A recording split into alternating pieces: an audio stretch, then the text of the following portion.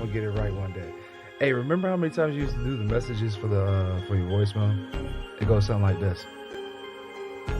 What's going on, everyone? Thanks for locking into another episode of I'll Piss You Off Shortly. This is the podcast where we debate everyday issues, pushing your thought process beyond what's normal. The topics discussed here are meant to be intense, promote growth, and at times may have you feeling a little bit uncomfortable. Me too, a little bit. We may not always agree, and we will more than likely have varied opinions. But with that being said, I can't promise to be your favorite podcaster. Neither do I want to. But I can promise to be transparent, fair, and open-minded. So please, if you think you've got the stamina, passion to debate, analyze, and challenge the normal, please take a number. I promise you, I'll piss you off shortly. Hey, mama, I got a podcast. Hey, I got a podcast. Hey, I got a podcast.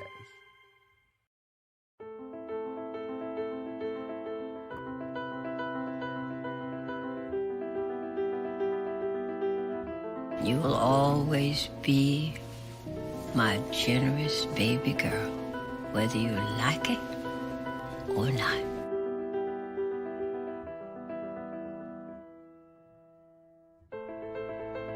You know, Miss Ruth was a lady.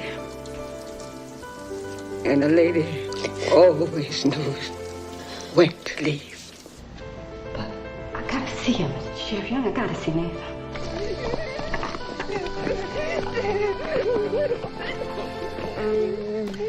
Rest in peace to Cicely Tyson, the queen. We just got to get back to reality. Rest in peace, queen. Rest in peace. Prep school is doing what we built it to do, Clarence.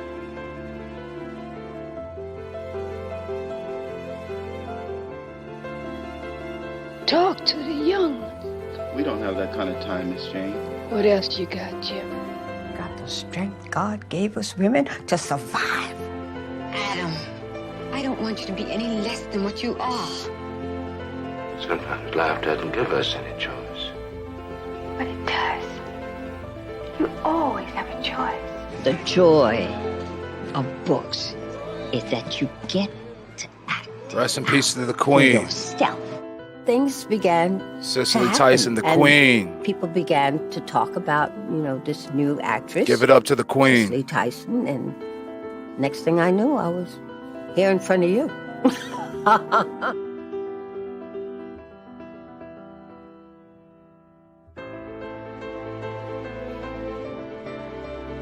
African Americans hold Cicely in such high regard. She would only do roles that served us as African Americans. She kept her way, she kept her class, she kept representing us, and she remained Cicely Tyson. Yes, queen. Yes.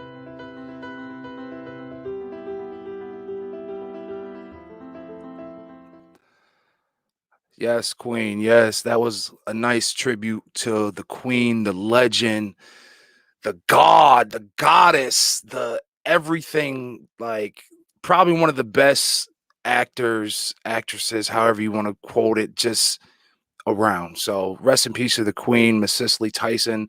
We miss you. You will forever be a legend. And may you just keep your blessings and your inspiration upon anybody in the entertainment business. I know you will definitely be missed. You're definitely an influence in my life, as well as so many others. So I wouldn't be right without starting this episode without a formal respect to Miss Cicely Tyson. We love you. I love you. And may your legend always go on. Right. Welcome, everybody, to the I'll Piss You Off Shortly podcast. I am your least favorite host, Rob Benjamin. And to my left, your right, insight is Joe Guire. Joe, what's going on, brother? Excited to be here tonight. I know we've got a lot of fun topics for this evening, and I'm really looking forward to getting into all of those. And I also am sad about Cicely Tyson. She was a fantastic actress. It's been a rough week. Screech died today too from Saved by the Bell. Facts. Yes, he definitely I was about to say this wrong. I have heard so many times about him like passing away, so many different rumors. So like when I got the text, I was like, I hate to say that. I don't know, but then somebody was like, "Nah, it's for real this time." And like I double tapped and like ha-ha'd, and I was like, "Oh shit, I didn't mean like ha-ha like he's dead," but like the fact that he said no, it's real this time. I felt, you know what I mean? So rest in peace to Screech too. He was definitely a cool guy. Cool guy as far, when it comes to Saved by the Bell. I remember that there was some kind of like personal issues that he had, but I never hold that against anybody. Screech, he was definitely a super influence. I always got a good laugh at him on Saved by the Bell growing up. Yeah, 1,000,000%. Also, Hank Aaron died. Yes, Hank Aaron also. I feel bad. Rest in peace to Hank Aaron, the living legend. Like that's 2020 is like seeming like it's like circling back. It hasn't like finished. leaving like losing legends. But you know what, honestly, when it comes to Miss Cicely Tyson, even Hank Aaron, I feel like Cicely Tyson, she was what, 94? That's a fucking life. And when you look at it, like I was looking through pictures and just looking at, just paying respects to like just everything that she's done that I didn't even realize. And then I came across 2 sets of pictures where her and Rosa Parks, and I said, damn, that's fucking deep. For her to be able to live through 94 years, she has literally seen this country in a full world spin, and she has made a phenomenal history off of that. You know what I mean? She all her pivotal roles. I remember the first role that I saw her in when I was young, and that was Sounder. And that the way that influenced on me, and then I saw her in Roots. And then they just keep going to Bluebird. Like there's so many films, and then not to even mention like the newer ones from when Tyler Perry introduced her as Aunt Myrtle in a couple of her films. And I wanted to get that amazing speech that she had in Medea's Family Reunion. And it was literally that elder speech to the Black community that like we grew up on and like we respected. And Miss Cicely Tyson was definitely that elder that we needed. And and it hurt because I literally was just watching her interview with Gayle King and thinking, damn, I hope we have her for more years to come. Even though that's super selfish. 94 years. I wish I could make it to 94. I pray I can make it close, anywhere close to that. So, and then just thinking about her impact, it sucks that we lost her. It sucks that we lost all 3 of them. They were major roles, in all of their elements. Hank Aaron, shit. What can we say about a legend? Changed along with, along with Jackie Robinson, to change the game. Yeah, changed the game. So, rest in peace to those icons, to those living legends. And yeah, may we never forget. May we never forget. Joe, guess what? Guess what month it is? it's Black History Month. Yay! All my Black people say yay! We were just talking about this on Divided We Stand, which you can catch right before I'll pitch you off shortly at 8:00 on all your social media platforms, YouTube, Facebook, Twitch, and IG, all those good places, right? So on Divided We Stand, we were talking about Black History Month, and I definitely wanted to kind of carry it over here, right? I am, but I don't know if bias is the right word, but I am conflicted when it comes to Black History Month, right? And as you can see, like if you guys are watching live, there's question mark, exclamation point, question mark, for a reason, right? I love that it's a celebration of Black history, but then again, I feel like, why is it only the hype in February, right? When you look at Black history, and when I look at Black history, I told the story earlier, but growing up, I had this big old poster, and it was kind of like divided up into sections, and we actually had to cut one of the sections off because it was so huge, right?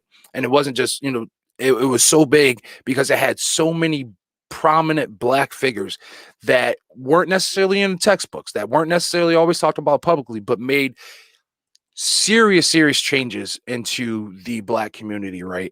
And into the American civilization period, right? And industrialization, right? From creating the hot iron, from creating the stop sign, as you were just mentioning earlier, all the endeavors that George Washington Carver did, and not just with the peanut, you know what I'm saying? So it's just like, Shout out to the guys from Earn Your Leisure Now. These guys are bringing people to financial readiness, financial freedom. Mark Monroe from the Come Up series. There's so many. I can just go on and on and on, right? And that's not what I want to make it about. My thing with Black History Month, because honestly, if you care enough to learn about your history, and when I say your history, not just Black history, your American history, the American history that Black people always have a prominent influence into, right? You're going to take the time and learn about these things. And also with that, like, don't just use Black History Month to just continuously shout out the same regular, handful of people, the MLKs, the Rosa Parks, the George Washington Carver's, just, you know what I mean? These same people, the Malcolm X's, like, there's so many other influences, right? And it also with history isn't just 60 years ago, 80 years ago, 100 years ago, 300 years ago. History was 5 years ago, 10 years ago. There's so many young, relevant people, so many people of this generation, previous generations that need to be, backed up and applauded. There's scientists, there's agriculturalists, there's and I'm sorry, like, the sports guys, those are cool too, right? But there's so many, there's stuff that defines us more than slavery in sports and civil rights movements. That doesn't define us as Black people. And that's where I think, like, Black History Month gets really misconstrued, because they tend to bottle us up into people that saved us from slavery, civil rights activists, and then sports figures. Like, there's nobody else in the Black community. Like, nobody else, like inventors and mathematicians and everybody and scientists didn't send people to there was a Black woman that sent you guys to fucking space. To fucking Thank Mars. you for that, by the way.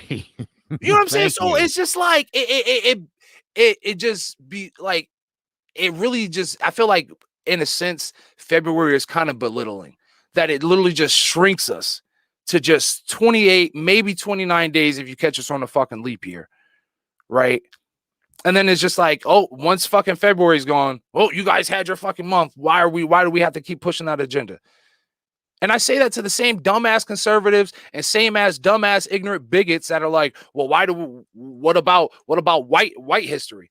There's no fucking white history, you dummies. There is no white history. There's cultured history that you guys might have, but there's no white fucking history, you dumb fucks. Let's not forget the same white people that now society just wants to everybody a fair tone of a Caucasian tone set is everybody white. Let's not forget the same white people killed the same white people back when Germans were fucking killing Jews. Right? So it's just like, miss me with the fucking, like miss me with the Black and white history. And that's another thing. It just seems like it's a battle versus Black and white. Like, outside of February, it just matters. You know what I mean? Everything else is just American history, and it all just falls on white. So, like, miss me with the, you know what I mean? You guys have the Black History Month, and honestly, like, if you're Black and just hype about Black history once a year for 28 days, you're trash too. And if you're just keep pushing the same agenda of the same people that saved us from the oppressive white people, like, I'm sick of it. I'm sick of it. We need to expand our horizons, expand our knowledge on Black History Month, and, like, stop belittling ourselves. And I get it. Like, we got to have our, I know a lot of Black people are going to disagree with me even with this, because they're like, this is our month, we need to be proud of it. No, we need to be proud of our fucking year. Like, it should, like, even for Black people, we shouldn't just be promoting fucking Black history just during February. Like, you look at BET. BET only fucking hypes fucking Black History Month during February. You are a Black entertainment television fucking channel. Black History Month should be 360 fucking 5. You know what I'm saying? And honestly, it's fucking history. It's history. It's not just fucking Black history. It's fucking American history. So when we're speaking about American history, don't just fucking put Black history just in February and then teach all the white shit after and before. That's why I get pissed off at fucking Black History Month. I shouldn't just be happy about Black history when it comes to fucking February. And neither should white people or anybody. If you are American, your Black history is your history too. And that's the other thing. Like, they believe that it's not their history. If it wasn't for us, most of the shit would have been, who was picking your fucking cotton? Let's really get back to it, right? If we really want to get to it, right, let's get straight to the base. If it wasn't for us, you wouldn't have had nobody to fucking pick your fucking cotton and create a big industrial boom for America to fucking breathe. Am I lying, Joe? I mean, we would have found somebody, but Native Americans were. were. I'm joking. Native Americans were. Native Americans were ready to fuck y'all up. And matter of fact, they had to call support. They had to call support. Well, listen, when you say Black history is white history, I mean, it's funny. Actually, I told you I've been reading a book by PhD Adam Rutherford, who's a geneticist. And it's all about the Human Genome Project. And man, we all come from a black woman in Africa, like straight up. That's where this all started. So we're all black people, just in different shades. We're just lighter shades of the original. That's really all this is. So, but you're right. Look, Rob, there are many, many great black people. Neil deGrasse Tyson, for one, I feel like is somebody who doesn't get enough credit. I mean, one of the smartest guys in the world, someone who's been able to break science down for stupid people, if you will, and put it in a way that everybody can understand. But again, is a really brilliant guy. There's so many. Who was that young gal at the inauguration? What's her name? Don't let me look it up because I don't want to disrespect her name. Oh, she was so good. I wish Amanda Goodman or something. Am I believe that up? That's why I don't remember Amanda's last name. Amanda Gorman. Gorman. Oh, Gorman. I apologize, Queen. I'm sorry. I don't remember my family member's name. So I got Amanda close. Gorman. I ordered 2 of her books though. I will say, because her books definitely got reprinted and she has an amazing deal, I did order 2 of her books. So Amanda, I love you, Queen. You're amazing. Black history should. Quali, what's up, brother? Quali says Black history should be celebrated 24/7, 365, 366 every 4 years. There are so many people of Black descent that have done wonders to cultivate the USA into what it is today. Quali said it the best. But then he said this. Without George. Oh, man, Quali, you got to get no, Quali, let me clear it up. And Quali hasn't been able to hang in a couple weeks. He loves the show. And he got a new job at work. Congratulations, Quali. Yeah. He hasn't been able to enjoy the show. So we're so glad that you're back. But so one of the worst things white people say is that they basically have taken all the great works of George Washington Carver, who in the United States is probably the original, let's say, black intellect, black scientist who really made a difference in this country. Notable, I should say. To diminish his work with peanuts as he invented peanut butter, which you then paired with your jelly, is an insult. I said earlier that it was Jiffy, but I think it was Skippy who actually invented peanut butter. But George Washington Carver didn't make peanut butter. And that's one of those things that, I mean, as long as we've been, I mean, goodness gracious, Rob. Black History Month has been around my entire lifetime. Mm-hmm. Since I was a little kid. I remember Martin Luther King Day my entire life. I don't know when it started. Okay. I just know that I'm going to school in like 81, 82. We're definitely celebrating MLK Day. We're doing the Black History Month thing. That I do remember. Definitely heard George Washington Carver was the peanut butter guy. But what about when he actually helped Ford use producing peanut butter based replacement for rubber? A lot of people don't know about that. Right. Of course they don't. Well, here's funny too. When you talk about, again, white history being black history and vice versa. Mm-hmm. When this is another thing I remember, I was a history major in college. And history when I was in grade school is especially interesting to me because I understood it and I could follow the dates pretty well. Mm-hmm. You might notice that they always do the Civil War, right, in your history class, right? You're going to do the Mayflower, right? The really nicely iced over story about us and the Indians and Thanksgiving and other horse shit that's not true. It was savage and vicious. But then you get independence, right? George Washington. Things are good. There's the War of 1812. Then there's the Civil War. And then there's Reconstruction, Rob. And then they skip to like World War One. Just fuck all that other history. And you're like, wait a minute.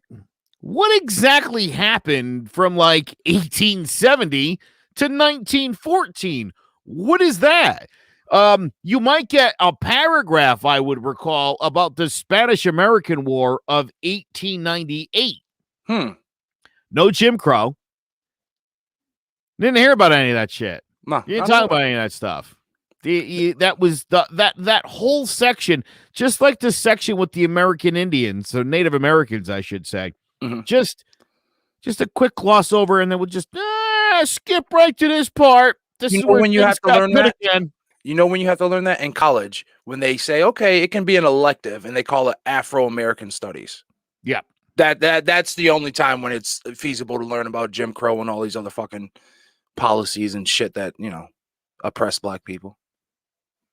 But yeah. I took a race and ethnicity class where I studied things like Black America, the Irish Civil War, which is another made famous in the Cranberries music, Bosnia and Herzegovina, which was just, again, Rob, in the 90s, just another genocide that happened where literally good Christian people were killing them fucking Muslims, because Muslims. I mean, you would think in a place like that where 50 years earlier, 6 million Jews and 12 million people in all were terminated in camps, that, I don't know, you learn something from these. I mean, that's the whole point of history, Rob, right? Is that you're supposed to learn from it so you don't repeat it. But boy, according to Trump, though, he said if you don't learn it, you're going to repeat it again. What did he say? If you keep talking about your history, is it going to repeat itself? Something like that Trump said. I'm not gonna hilarious. I'm not gonna take the time to actually go verbatim because conservatives don't. But it was along those lines. But yeah. So, anyways, Black History Month. Also, let me go ahead and shout out. I think it would only be right if I actually it wouldn't be right if I didn't shout out a couple Black leaders. And we'll just start off with my list here. I want to give a shout out to John W. Thompson.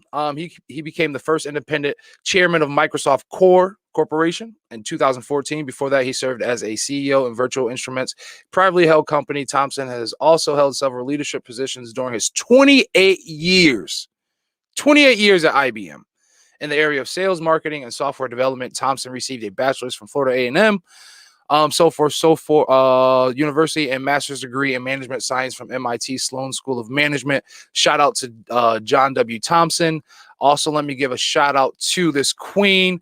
Queen Jewel Burke Solomon was the founder and CEO of PartPick Inc., a software development company that enables users to search and purchase replacement parts using visual recognition technology. Visual recognition technology, like that's some shit. Just some VR shit, like that's dope. Burks raised more than $2 million in seed funding and closed deals with distributors and retailers. In 2016, Amazon bought her company.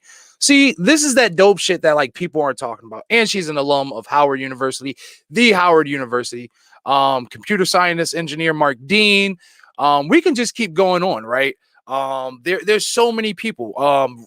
Roy L. Clay, signature prominent key figure in Silicon Valley. So miss me with the same people in Black history. There's so many other Black people that are making moves out here, making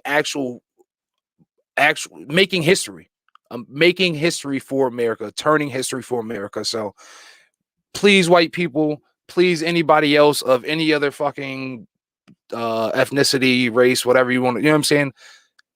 Let's do more than just give kudos to the same people we've been giving kudos before. Not saying we need to forget these people, not taking away from them, but there's so much more to Black history than the oppression, the the civil rights. What do you think about Harriet Tubman on the 20? I don't like the picture.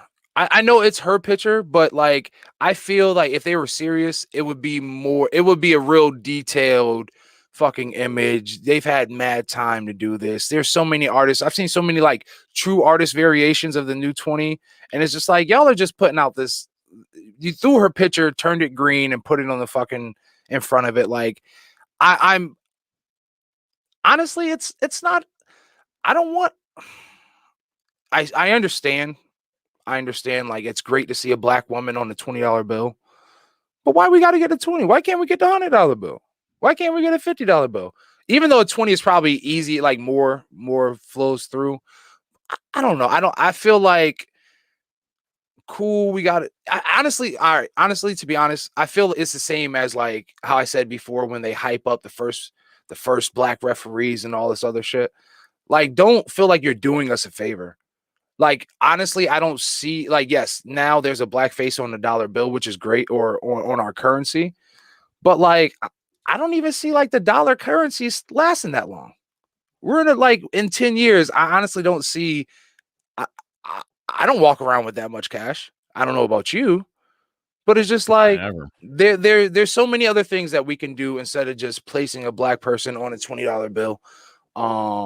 And don't just give us one person. There's so many. Once again, there's so many other prominent Black people that we can put on other bills. You know what I'm saying? Like, I don't know. I think there's other things. Like, how about giving us the right education? And honestly, it's not even. I don't even want the right education from white people, because once again, I feel like that sets this whole black and white thing.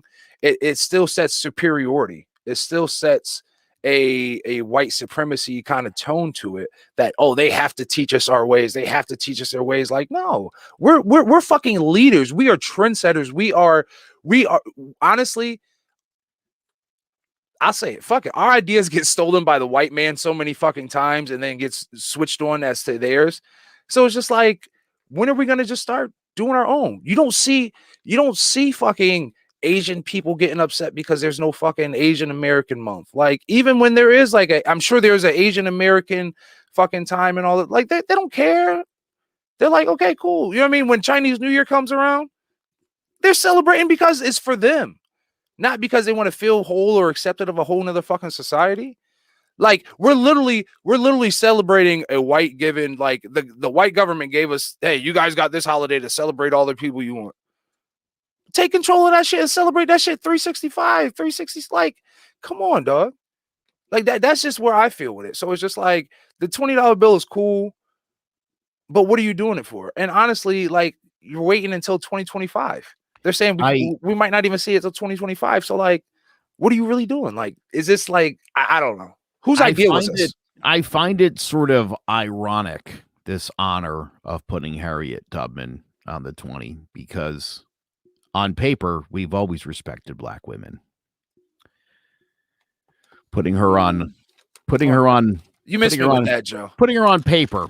Like, it's symbolic. Okay, of like the relationship America's had with black women. We've supposed to have honored and respected them, but haven't. I mean, again, begrudgingly, people are like, yeah, whatever, fine, care. As if you're not going to spend a 20 with Tubman on it. Exactly. Again, because Rob, this is what it comes down to is right, for a lot of people, you throw Harriet Tubman on the 20, and now you have to acknowledge what happened. You have to acknowledge why she's famous, what she did to become so well known. And again, that sort of brings up that, like, especially in the South, that white shame. And when you make white shame come out, they don't handle it well. They generally thrash. They get very upset by it. Every time they pull a 20 out after 2025, it's just going to be a constant reminder of what this country was like and where it stemmed from and who was responsible for it. Well, if they don't fucking want their 20s, I'll take them. I'm not turning down a Harriet Tubman 20. Like, I'll probably save one and put it on my fucking wall just because it's dope. And that's what I mean. Like, it's dope to see somebody on there, but I don't want it to be like, I don't want that to fucking be our threshold. Like, I don't want black people just fucking cheering because we have a $20 bill. That Harriet Tubman's on the fucking, like, a $20 bill. Like, it's more than that. Like, here we go. What's the purpose of having a fucking black person on a $20 bill if we're still making dumb financial decisions as a fucking black community? Honestly, Joe. If we're just wasting our $20 fucking bills and we don't have that fucking financial literacy yet as a fucking community, don't give us a fucking $20 bill and then hide all the gains from us. Don't give us a fucking $20 bill, or I shouldn't say that. Don't put a black face on the $20 bill and still try and keep us down, you know what I mean, down below the fucking poverty line. Don't fucking give us a $20 bill and don't give us what we're really owed. That's another thing. Like, I feel like it's just like, we're not going to give you your 40 acres and a fucking mule, but we'll put your fucking face on a $20 bill. Maybe that might ease the tensions. No, I'm not even saying I want fucking reparations, but something, motherfuckers. Not just a fucking face on a $20 bill. And this is exactly why I'm getting fucking pissed off even at like Joe Biden and all of them now, because it's just like, you used us. Here we go. And I called this earlier. You used us and everything else is getting fucking revamped. But social injustice, all these fucking social injustice policies are still being built, are still being worked on. So it's just like, I feel really like we lean too much on the approval and the things that we're supposed to be given by this fucking country, instead of doing what other fucking ethnicities, other fucking cultures do, and just take it. And when I say that, I'm speaking of the Middle Easterns that own, and I'm not knocking or judging because they're fucking smart. The Middle Easterns that take a fucking capital stronghold on fucking subways, on gas stations, on convenience stores. The Asian Americans that come over here and take a strong threshold on everything black. And I'm not knocking on them, because guess what? We're dumb enough to continuously to keep putting money in their pockets when they don't give a fuck about putting money back into the community's pockets. But guess what? We will go to the fucking Asian hair store. We will go to the fucking Asian nail store. But guess what? When a black person decides to fucking open up a hair store, or a black person decides to fucking open up a nail salon, it goes both ways. The black person feels that just because they're black, they can sit there and charge a whole bunch more. And then also the black consumer feels like just because the owner's black, they should get a discount just because they're fucking black. And they shouldn't be charging black people the same as they're charging other people. Fucking business is a business, right? So miss me with all this extra shit, right? Unless we're going to get to the real root of this shit, which we're definitely going to dig into this a little bit later, but until we get to the root of all this, don't just fucking give us fluff and then try and make it seem like it's a fucking step in the right direction. And that's exactly what it feels like. We're still trying to be like the fucking white man, but we want to be so fucking, oh, we're black. Stop fucking trying to live up to their fucking standards then, if that's the fucking case. Like, it baffles me, man. It fucking baffles me. So I say that to say, happy Black History Month, but do not let Black History Month be the only month that we fucking celebrate ourselves. And honestly, if it was up to me, I would cancel Black History Month and literally just feed Black History, like turn it around where Black History is just all year round. So, and then actually what's crazy, I saw a picture, and I meant to save it, but by the time like you refresh something on Facebook, you can never find it again. There's a picture of in Canada, there's a police car in Canada that they wrapped for Black History Month. And I do not remember the faces that were on that was on that police car, but it was very interesting. Like the fact that they promoted American Black history in Canada on a police car. I just felt like it was very, very like weird. I didn't know if it was like them. I didn't know how to take it first because it's from Canada. And and it's Canadian police, like maybe.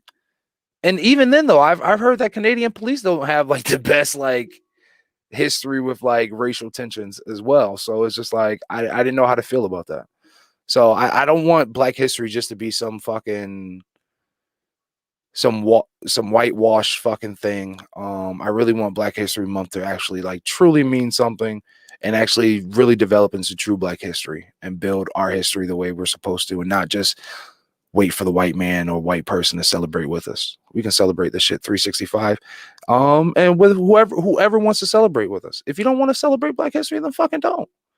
Don't copy our history either. Don't fucking try and be like us. Don't mock our shit. Don't steal our shit. Just fucking stay white. Or whatever fucking ethnicity or culture you're fucking from. Now that I've gotten that off my chest, on to you idiots in the snow. For anybody that might not be in the New England area, we have came down with a snowstorm. Some people are calling it a blizzard. I'm not going to call it a blizzard, but a big winter snowstorm. I don't remember what name it is. I think it was like a C. So we didn't have that many snowstorms or whatever. But my biggest thing is like, so I live on a main strip, right? And I hate when people have pieces of shit cars and drive like shit. So for instance, I'm sitting here letting my dog out this morning in the snow, roads covered, plow really hasn't even came through, right? I hear this fucking probably 1998 Honda Civic crack tailpipe flying down the road. What happens as he sees the cop just parked in the school parking lot by my house? He decides to hit the brakes. What does this genius do? Spins the fuck out and almost hits a fucking power line or like a power pole. Listen up, you idiots. If it's snowing and it's bad, I get it. Some of you have to go to work, but plan accordingly. What I cannot stand is seeing you idiots rush up and down these fucking streets, slipping and sliding and causing havoc and tearing down fucking power poles and everything else and ruining it for the rest of us.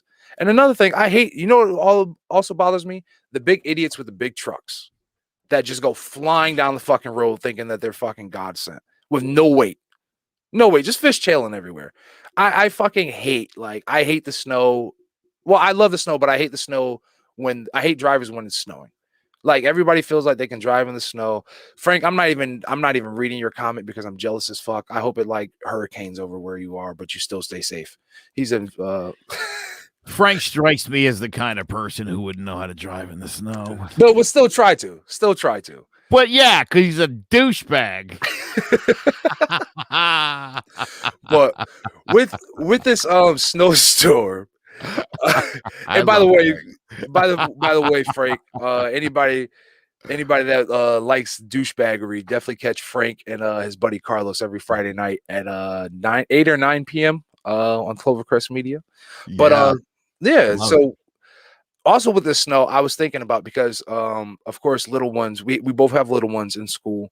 I realized that cancellations are slowly going to be like a thing in the past. Like snow days are really going to be a thing in the past.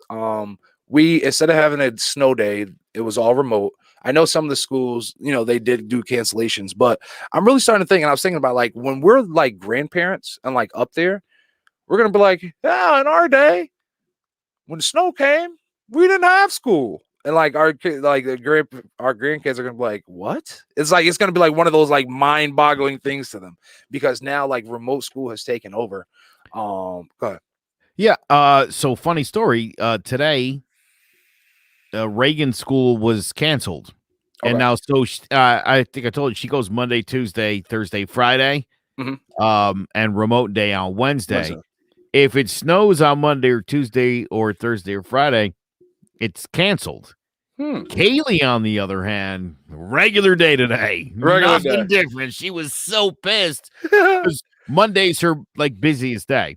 Yeah. But you know, funny thing too, here's what I don't like about this right now. Cancellation to remote day doesn't take into account you, mom and dad. They don't. Well, you'll have to figure it out. What? Yeah, and honestly, I mean, yeah. I mean, I'm glad that we're in a position where we can kind of like alternate. And even then she was able to work home. But for those families that don't have that, it's tough. And then like how do you I guess not parent, but how do you manage your child or whatever? But honestly, then I also think about like we've been in this kind of situation for a while, and I know that there's a lot of public programs, even though if you don't want to send your child out like in the public, but like there's programs. Quali says so plan accordingly in a northeastern, leave like 35 minutes early in the Nissan Sentra for a drive to work that normally takes 8 minutes. Exactly. Like I literally one of my jobs, I live like 2 minutes up the road. I literally leave my house 30 minutes early just because. Yo, you ever see when it snows like in Georgia and they just abandon their cars? Oh my God. So I used to live in Georgia, right? And I was there. I wasn't in Atlanta for when that happened, but I was in Georgia. So it was nothing but like, it wasn't even bad, right? It was maybe a little bit of ice and maybe like a half an inch of snow. And oh my God, me and my other two boys who like grew up in the north, we were out. And when I say we were out, it was dead. Like the cops weren't out, nobody was out, everything was dead. And I was like, this is a regular day. Like they wouldn't even cancel school for this. So then I remember looking, we were like, oh shit, well, it's a weekend. We might as well go to Atlanta. Then we looked at the traffic in Atlanta. Everybody abandoned their cars on the highway. I was like, holy shit, y'all got 2 inches and abandoned your cars? That's crazy. I remember the first time I watched The Walking Dead, and in the opening sequence, they show you scenes of the cars on the highway, obviously all trying to leave town, but abandoned. And I'm like, that would never happen. And then it snowed once, and I was like, oh, those motherfuckers are just like, give it up. Start walking. Just start walking. I don't know if the people down south know this, but you're safer in the car. From the zombies, I mean, not from the snow. But and then what I was thinking about when that happened, right? Like, were you walking home? Who the fuck was coming to get you? Like, where were you going? Everything was shut down. So, like, y'all really just fucking idiots. I don't know. Fucking crazies. But then also what kind of got me into like the remote deep and digger into the rabbit hole of like remote learning, right? So now we're coming into an age. And I said, like, I foresee remote learning becoming like the new trend and like probably in high school. So you think about it, right? Through this pandemic, I know somebody whose little sister and her two friends netted $60K. Wow. In 2020. 16-year-olds netted 60K doing lip gloss and some other like cosmetic stuff. They built their own business, got an LLC, made it legit. For the year, the whole pandemic, from the time they got out of school in like March timeframe to this year, netted 60K. So I'm like, damn, thinking about it, with all this technology going on, with kids making money off YouTube, Twitch, everything, right? You're starting to see a lot of young business-minded individuals, especially in high school. What if these kids and the parents start being like, hey, my kid's a business owner, small business owner, legit business, making some money. You figure 3 ways, 60K net, you split that, that's 20K a piece, right? 20K for a fucking 16-year-old during remote learning. I would rather my child put their energy and effort and their physical time into building their fucking business or becoming a business person or mindset or doing what they're doing and then doing remote school. Because think about it. I'm going to put them in school for eight hours out of the day. Right. And I hear a lot of people say, a couple of people have said when I push this theory or this idea, right, they're like, well, social interaction. These kids are still social interacting. This is what you have social media for. And honestly, they're still outside. These kids are outside. I went to the mall this weekend. Packed. Kids were packed in there. So they're still getting this interaction, but they're fucking smart. These young kids are making money. So why send them and waste 8 hours of their day in a physical brick and mortar building when they could be chilling? Obviously chilling. Do their remote learning, do their business, and be on their fucking way. I honestly think formal education is within the next 10 years is going to be super reversed. And I think, and online education isn't anything new, but I foresee it being highly more accepted. You know what I mean? Or like having the option. If my child's school had the option, hey, he can do remote or he can do hybrid or whatever. If my child is proven to have a good plan and is working a good fucking plan and has something that they can do outside of that, why not? If they're able to take it, right? Yeah, listen, I've had my real estate license since 2005. Every 2 years, I have to take 12 hours of courses for our continuing education.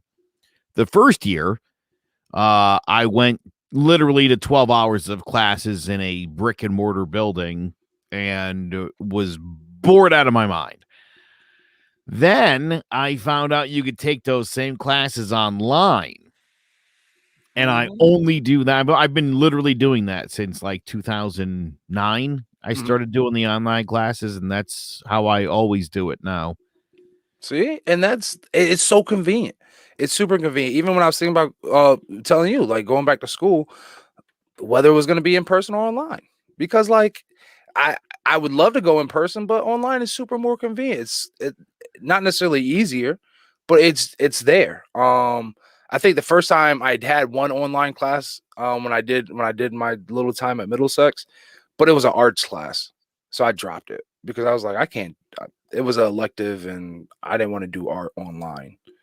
But I'll definitely be willing to give it a shot again. But needless to say, I think within 5 to 10 years, this actual like in building schooling is going to probably trickle down. And honestly, shit, you might be able to save some fucking funds. Pay the teachers more. Right. Treat it like a business. Like, why not? I don't see, and everybody's like, well, it's hard for these kids to learn. Bullshit. My kid's super fucking advanced. It's also the time and effort that you put into your child afterwards too. Like, I think a lot of people also forget that. Like, I hate the fact that parents just leave education onto the teachers. Like, if you're leaving education, your child's education strictly on the teachers, you're failing your child. Honestly, like, and it goes beyond just the basic fucking shit that they learn at school. When my son's done with school, it's not like we're in a formal education setting, but guess what? I promise you, if you start talking stocks with my son, basic stock knowledge, he'll be able to talk with you. He'll be able to tell you buy low, sell high. He'll be able to tell you the fucking running rate of a couple prices of some stocks. He'll be able to tell you the prices of his stocks that he has and why he has them. So it's not, you know what I mean? These are things, and he's 5. He's not going to have a full investment conversation with you, but he's learning and he's able to, you know what I mean, put thoughts together. When me and him talk about just life, life things always. Let's see here. Because Ade says the only issue is kids lose socialization skills by strictly doing online. I'm listening, fellas. I would disagree because these kids are still socializing. These kids are socializing. It might not be in the form of how we socialize, you know what I mean? Getting together every day on our bikes, meeting up at the green box down the street. But these kids are socializing. And then honestly, I kind of like it even better because if you talk to these kids, their circles are small. I wish when I was a kid, my circle was as small as a lot of these kids. So like, for example, for the girls, they've been best friends for years. And then they decided to sit there and say, hey, instead of doing all this other stuff, we're going to work on ourselves. So if your group's small, if you're still socializing with all these other people, if you're interacting, that's their socialization. And I can't say that they're not socializing because there was a bunch of kids at the mall, all grouped together, friends. You know what I'm saying? So it's like, and we're in a pandemic, so we might not necessarily see it. It might not be the best socialization out here, but kids are outside. So it's like, I think the socialization, and then even then, right? I remember when a couple years ago, people were like, "Oh, school too much, being in school too much for these kids." The mental issues, the bullying, all that stuff. So I don't know. I put that. Trust me, I manage a network of 14 schools and with in person and online. But I'm definitely not discrediting that because, or no educator. This is just me thinking out loud. I'm an educator. Just putting. I'm just putting my thoughts together as the things that I see and the things that I hear. So but I agree. I teach Mhm. I teach, and I mean, I teach online. There are a couple classes, Rob, where I've gone into campus because like it's stuff I can't teach. I could teach all the radio performance stuff online. I could do all that, and I could work with students one-on-one. But we do have to go into a studio at some point and learn how to touch the buttons and do those sort of things. And so there's got to be some personal interaction. But here's the other thing. You talk about the socialization, and this is why it's important anyway for kids to have extracurriculars, whether you're on a sports team or you are in some sort of social club. Arts, something. Got to make sure your kids are active and involved. And I'll say this, I think any kid whose whole lifeline, all his friends are just at school, that's not good either. No. I think it's important to get your kids involved in outside activities, a chance to socialize with people and not just the people that they see every single day. Especially because that's an all-white private school. Right. Well, right. You're not actually learning socialization. You're learning how to shun and it has a reverse effect. But yeah, certainly, kids will need a certain level of coaxing because let's be honest, this generation already lacked socialization skills. This is only making it worse. You know what my son said to me the other day? My son's 5 years old. And hasn't been in school or seen another kid his age in ages. He said to me, this was so cute. He looked at me the other day. He goes, "Hey, Dad, I wish I had some friends." Oh, he does. Donnie's here, man. We got to get these kids out. I know, we got to do something. It's so sad. And I think that too, like, I honestly, and this is one of my biggest gripes in my household, because it's just like, if I know that another family's living, and I know a lot of people are probably going to kill me with this whole pandemic thing, but let's face it. I know you guys don't go anywhere. We don't go anywhere. I'm to the point in this pandemic life. It's like, if I keep my circle small, I'm lowering my chances. I get it. You can't trust everybody. You don't know who's been who, but if like, I'm sorry. I'm to the point where it's just like, let these fucking kids play. Not saying that it has to be a fucking huge group, but like, if our boys want to get together, I'm definitely not a fucking against that. Like, that's another thing. I mean, we can't let this necessary pandemic. We've been in this shit for a year now. We kind of have a grasp of it. And when I say that, if you do your research, if you do your own personal research and not just land on the media, you know what I'm saying? Like there's things, you know what I'm saying? So it's just like, I feel like, especially once this pandemic ends, it will alleviate some of that pain. And also, like, when I say that, I don't think like every kid's gonna want to go remote, but I do feel like there might be a group, or there might be a small influx. So maybe, and these aren't appropriate numbers, and I'm just guesstimating, right? So say 5% of the nation was remote or online. I believe it wouldn't be off to see maybe 15 to 20%. Just because of the way things are moving now, right? So you had a bunch of kids, just like you had young actors and all that other stuff doing online classes. Now you literally have, I have literally been reading and looking at kids that have done Robinhood trades this past week on GameStop and all these getting into the market and have made thousands of dollars. So these kids are smart. They're growing. They're making money. So as they age, or as, you know what I mean, as time goes by, I think the traditional aspect once again will kind of not die down, but we can see it kind of reroute in a sense. But let's see here. Frank says, during this pandemic, I made my circle very small, and I only hang out with people that don't do anything but go to work. I hear you. And I'm glad this pandemic has really kind of shrunken everybody's circle. Like, it really made us realize how many people we don't really need in our lives. So my 20-year-old decided to go back to college. I think we talked about this on last week's show for a minute. I love her to death. Probably my favorite kid. But I told her, I said, if you go back to school, You can't come back until the pandemic is over. Sorry, you're around gross people. I can't. I literally sent my kid away, and I told her she can't come back until she has. What if she gets tested? That's so fucked up, Joe. It's not fucked up. That is, if she gets tested and she comes back negative, why can't she come home for spring break? Symptoms 10 days or whatever. I'm not taking any chances. Oh man. Okay, Joe. Okay. She's too exposed. There's too many people there. A lot of kids. And again, I don't listen where I can't control. So I'll put it to you like this. Two friends of mine recently lost their grandparents. Mm-hmm. One over Christmas, one over Thanksgiving. And everybody got COVID. And in both cases, and I hope neither one of them is listening to the show, but in both cases, they basically killed their grandmother.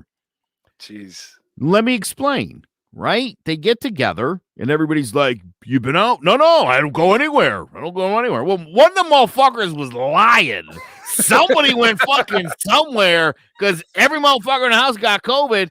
And then, I swear to God, Rob, in both cases, the grandmother died within days, and it was like, jeez. Hey, how was your Christmas? Yeah, my grandmother died. What happened? Yikes. COVID. Everybody got it? Yep. Ooh. Sorry. Geez. I know it seems mean, but yeah, there you go. I don't know. Don't even put that up there. Negative test doesn't mean you're COVID free. She has free tests. Like she has, when you get like, if there was like a membership card, a punch card, she would have like 10 free tests. Savannah, I don't want to kill nobody's grandmother. That's me. I'm not killing grandmas. If you've been getting tests this whole time and then talking about just because you get a test doesn't mean you're negative, that means there's a contradiction in my eyes with that. Like you're believing in the test, but then you're not. Come on now. I'm good. I'm good on that. Look, Frank made his son quarantine. I love it. I can understand that, but like let her quarantine at home. Let her get a test, show that she's negative, let her quarantine for 10 days, and then bang. Oh, so now, this is the guy. Okay. We're playing by CT rules. Okay. Listen, get a vaccine and we can talk. Sorry. Oh, shit. I guess I ain't never coming over because I ain't getting no vaccine sometime soon. We were talking about the snow. I had a quick story about the snow, but it's not even relevant. It was about one time when I was on snowmobiles running from the cops, but it was fun. Say yes to life and no to killing grandmas. I'm with it. Yeah, we don't want to kill grandma. If Dr. Fauci would have came out with that, say yes to life and no to killing grandmas, I think a lot more people would have got on board with it. I'm just saying. It's a good message. Facts. Speaking about snow, for anybody that's interested, Snowfall, which is one of the greatest shows on FX, that probably came out in like past couple years. But Snowfall is back for season 4. This is the continuation story of how crack cocaine epidemic came into Los Angeles and how the CIA brought it in and how we as Black people monopolize on what they led us into believing was, a way for us to, come up. But yeah, make sure you guys watch Snowfall. It's a great show. I love it. I haven't watched it, but I mean, I've known that story for a long time. Oh yeah. So I'm glad somebody's found the time to turn it into a drama. That's great. Oh yeah. It's amazing. It's amazing. I don't want to give none of it away. Amazing storyline, amazing actors, and actresses. I know. So I keep saying actors and actresses. Somebody corrected me the other day when I said actress. They were like, no, they're all actors. I'm like, okay, I'm sorry. I'm not trying to, offend anybody. But yeah, amazing cast. Snowfall season 4 is back. So if you're into like action, some good history on how America continued to play the black economy and Black culture and Black race, definitely check it out. So this leads me into our good old boy Biden. I figured that we would kind of give him a score in his first 2 weeks. Not saying that we expected a lot from him. But he's definitely made some changes. I believe what is 43 or 49 executive orders signed, pretty much all of them just reversing what seems to be what Trump, fixing the mess that Trump made. He's reversing the shit that Trump did in reversing the shit that Obama did. And now here we are back at Biden. Just redoing the shit that Obama did. That's where we're at. So my only thing with all, I'm not going to get like, if you guys want to get like deep, heavy into politics, definitely watch us on Divided We Stand at 8 p.m. Monday nights. So if you want to like a full detail brief on that, definitely catch us there. But what I really wanted to get on was that with all these executive orders placed out, we have yet to really see anything for the Black community. And when I say that is Biden's whole, especially in the beginning of his campaign, right? It was, we got to, matter of fact, fuck it. We'll start with George Floyd, right? He did a eulogy for George Floyd. The George Floyd bill was supposed to come out. We're supposed to be cracking down on social injustices. You know what I'm saying? And now we see, and by all means, I'm not hating on anybody or not hating on any kind of, on any ethnic group or culture, right? But, he prioritized Asian Americans and Asian Pacific Islanders because of the COVID pandemic, which I'm grateful for. We shouldn't be we shouldn't be racially divided or racially interrogating anybody or being racist towards anybody because of this fucking pandemic. So like calling it the C virus and all those other racial terms, like, definitely should be out of the water. But once again, here we go. We find, and I said this a couple podcasts ago, probably the beginning, right? When Biden got hot and heavy, that once he gets in office, it's going to seem as if he's kind of put the Black community towards the back burner. And in my eyes, we've seen all these different legislations. We've seen or executive orders going out for pandemic relief, for other ethnicities, for everything else, but the Black people are still in the back burner. And then when he's been asked about it, it's been, oh, things are in the works. Things are still getting built up. This is going to be a right. This is going to be something. We want to have this right. MFer, you've had a year and some change to get this shit right. Especially with him promoting that this was going to be his top priority. To me, it feels like this is not his top priority, but I'm not knocking him because I already called it. I kind of knew that this was going to happen. So I'm glad that he's reverting things back to normalcy, it seems like. But once again, Biden, I'm going to give you about one more month. If we don't see anything put into place in about a month, I'm going to call bullshit. And I'm going to start digging in your ass, bro. So I want to be fair to Joe Biden right now, because his 42 executive orders, actually quite a few of them have either dealt with healthcare, the economy, COVID directly, or equality, including 1, 2, 3, 4, 5, 6, 7 different executive orders on even one that just condemns racism and xenophobia, which was something that Trump had actually reversed, if you could believe that. Right now, what you're looking at is the Democrats and the Republicans, Schumer and McConnell, got together and are trying to do a power-sharing government. Typically speaking, if you're the majority party, you would have 10-9 on all the committees. Mm-hmm.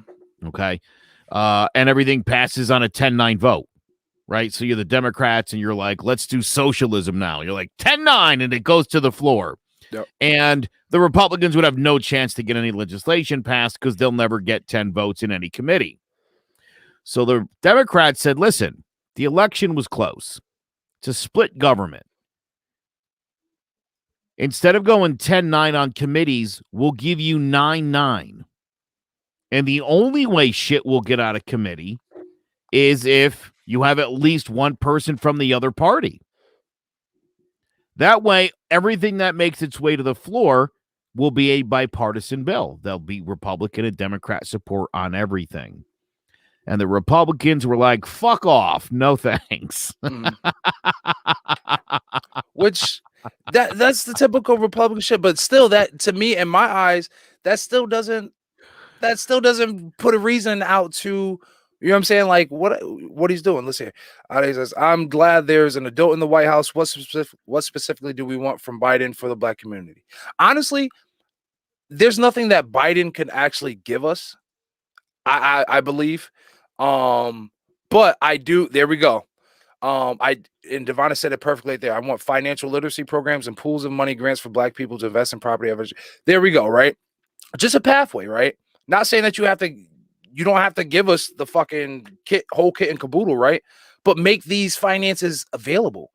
And when I say make them available, don't just make it a broad plan and then distribute it no, make this shit directly towards Black individuals, Black small businesses, Black people to actually invest and do things right the correct way, and really make it for that. Because what we see is a lot of times they say, oh, we're going to put this fund, and then they disperse this to these funds to all these nonprofits where all these executives and shit see the money, and then it trickles down to maybe a summer fucking free lunch or some shit like that. Like that does absolutely nothing for us, right? And actually make these things specifically towards us. But then at the same time, I go back to my first statement in the beginning. We have to want this shit for ourselves. We have to continuously enrich ourselves as the Black community. Also, what is the agenda of Black community? As we are diverse in outlook politics. That goes back to it. We have to establish ourselves as the Black community before we expect anybody else to look at us in a certain way. I want checks and balances for discriminatory financial decisions. She also said she wanted reparations. So, and there's so many things, and it's crazy, right? I think Ade hit it on the head. We can't even figure out as a Black community what do we want, and I think that's the problem. We as a Black community are still trying to figure out how to fit into this white society, right? This society was structured for white Americans. Robert 2024. They honestly, I wouldn't be opposed to running for president, but I don't think America would be ready for the way I am, because if I were okay, let's throw the scenario out here, right? Let's say 2024, whatever year she just put out, right? I'm coming in there. I want to know everybody's shit. And not only that, why are we doing this? Who are we supporting and why? Like, what are your ties? Like, nobody, that's the thing with politics. Like, I would never make it because I'm too blunt. I take it back. Like, I take it back. Like, I take it back. Like, you don't want me in presidency because, like, I feel like I would just be too real. Like, Chris Rock. What's the movie with Chris Rock when he became president? I can't remember the name of it. Hey mama, everybody that listens, and when I say hey mama, I got a podcast, there's the queen herself. Oh, there's no the way, queen dude. herself. There's the queen herself. Really? That is so hey mama, cool. I got a podcast. That's my favorite part of that song, by the way. Whenever I'm always over here and I do this and I'm like, hey mom, I got a podcast. Yeah, my favorite part. The queen's in the building. Shout out to my mother. And yeah, so, but yeah, like if I were to be president, it would be crazy. Like I don't even think, but even then, right? Like I don't think I would even be able to make it that far, because if somebody asked me something about my past, I'm answering it, because I honestly feel like that's the only way somebody could really be a true a true person of the people, right? If somebody says, hey Rob, there was a situation with you and da-da-da, okay, let's talk about it. And then also, while I'm talking about it, now that I'm transparent, I need all y'all to be transparent too. But nobody wants to do that. You know what I'm saying? Like no politician's gonna do that. And honestly, I don't think America would be willing to trust somebody that was literally open and honest that way. That's it. They said, yeah, I XYZ, I had whatever, you know what I mean? XYZ. Because nobody's perfect, right? Right. But okay, cool. Let's get that bullshit out the way. And honestly, I don't even think I would go at my opponent. You know how like it gets all messy and I wouldn't go against my opponent, because now I'm just giving light to you. Like, maybe I should run for president. I'll start local. I might start local. I don't know. You might be able to see. You might see Robert Benjamin as president in 2040. Who knows, Joe? I like Who that. knows, Joe? I would love to see your candidacy in town for sure. If you want to If you want to go that route, that would be interesting. Now, I will. I would love to be. I would love to be a policy advisor for you. Since we are. See, I would definitely allow that. Yeah. And I would do it. You know what?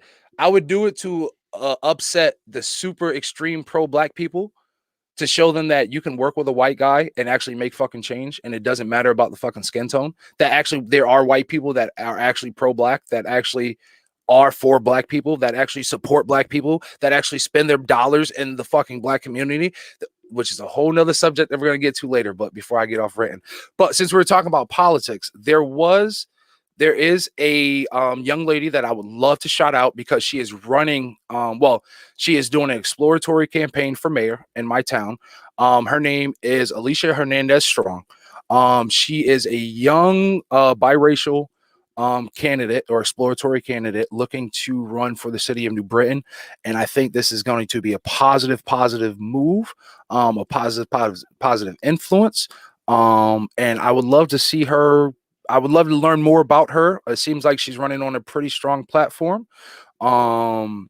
And she has some good plans. Definitely going to be not reaching out. Well, you know what? I would love to actually kind of reach out to her. Maybe we can get her on the show. I know a lot of people that I reach out to, they're like, I don't know, y'all are hot and heavy, so we might have to just do like segments. But I would love to kind of like get. I might do like out. a little short recorded interview piece and plug it into the show. Not way you don't have to be on for the whole 5 hours, and you don't have to necessarily be under the gun. Nobody wants that. And I would love, just because I have a lot of questions. Because I will say, even though our mayor right now is Republican, outside of the school system, which I believe she has a plan, or has been building a plan for our school system, she's been doing some great things for the city, from what I can tell. I'm not super deep into politics into my city, because but it would be interesting to see what this young lady has to offer, what she's bringing to the table, especially being a biracial candidate. With I believe his Puerto Rican and black background, if I'm not mistaken. But shout out to Miss Alicia Hernandez Strong. I'm rooting for you. I can't wait to hear what you have what you have to bring to the table. Let's see here. Snowfall, Biden. Oh, if you were gonna give Biden a rank, if you were gonna give 1 through 10 right now for the first 2 weeks, what would you rank him? I'll give him a 9. I mean, yeah. Again, he hasn't done anything I've hated. Mm-hmm. So a 9. Still, again, they got to get the ball rolling here. I gotta see some things, and I gotta see him fast. But yeah, exactly, I would say that for right now, I'd probably give him an 8. And that's just because he hasn't done anything like crazy. Frank, where is Frank giving him a 5? I mean, what kind of a shit job could he possibly have done? He hasn't done anything, and that's what I'm saying. Like, you have to start at a 10. Like, in my eyes, even when Trump came in, I start you off at a 10, and then it's up to you to work your way down.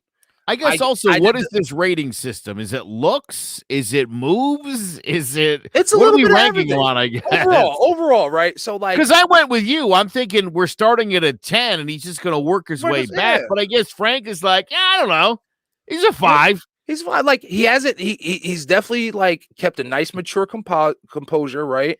He's definitely, even though he has a hard time speaking, he has a speech impediment, right? And he's like 80,000 years old, so I'm not holding that against him. So he does talk in circles, but outside of that, he hasn't done anything bad. I take a point. He looked good walking in the snow. That's something. Go. And that's like, I take in consideration, like, he's holding the country stable. We don't have a lot of Republicans.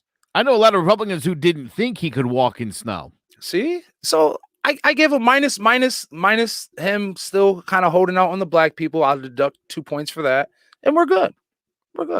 That's all. And honestly, maybe a point for still holding out on black people, and then a point just because I want to be a little hard on him. I don't want to be too easy on him yet. President's job is just to keep cool. You're right. And that's what he's doing. He's keeping it super cool right now. Super, super cool. Oh, yes. We need to get after those Yes. senators now. It's funny. I had a conversation with somebody today, a Republican, and they like this a lot.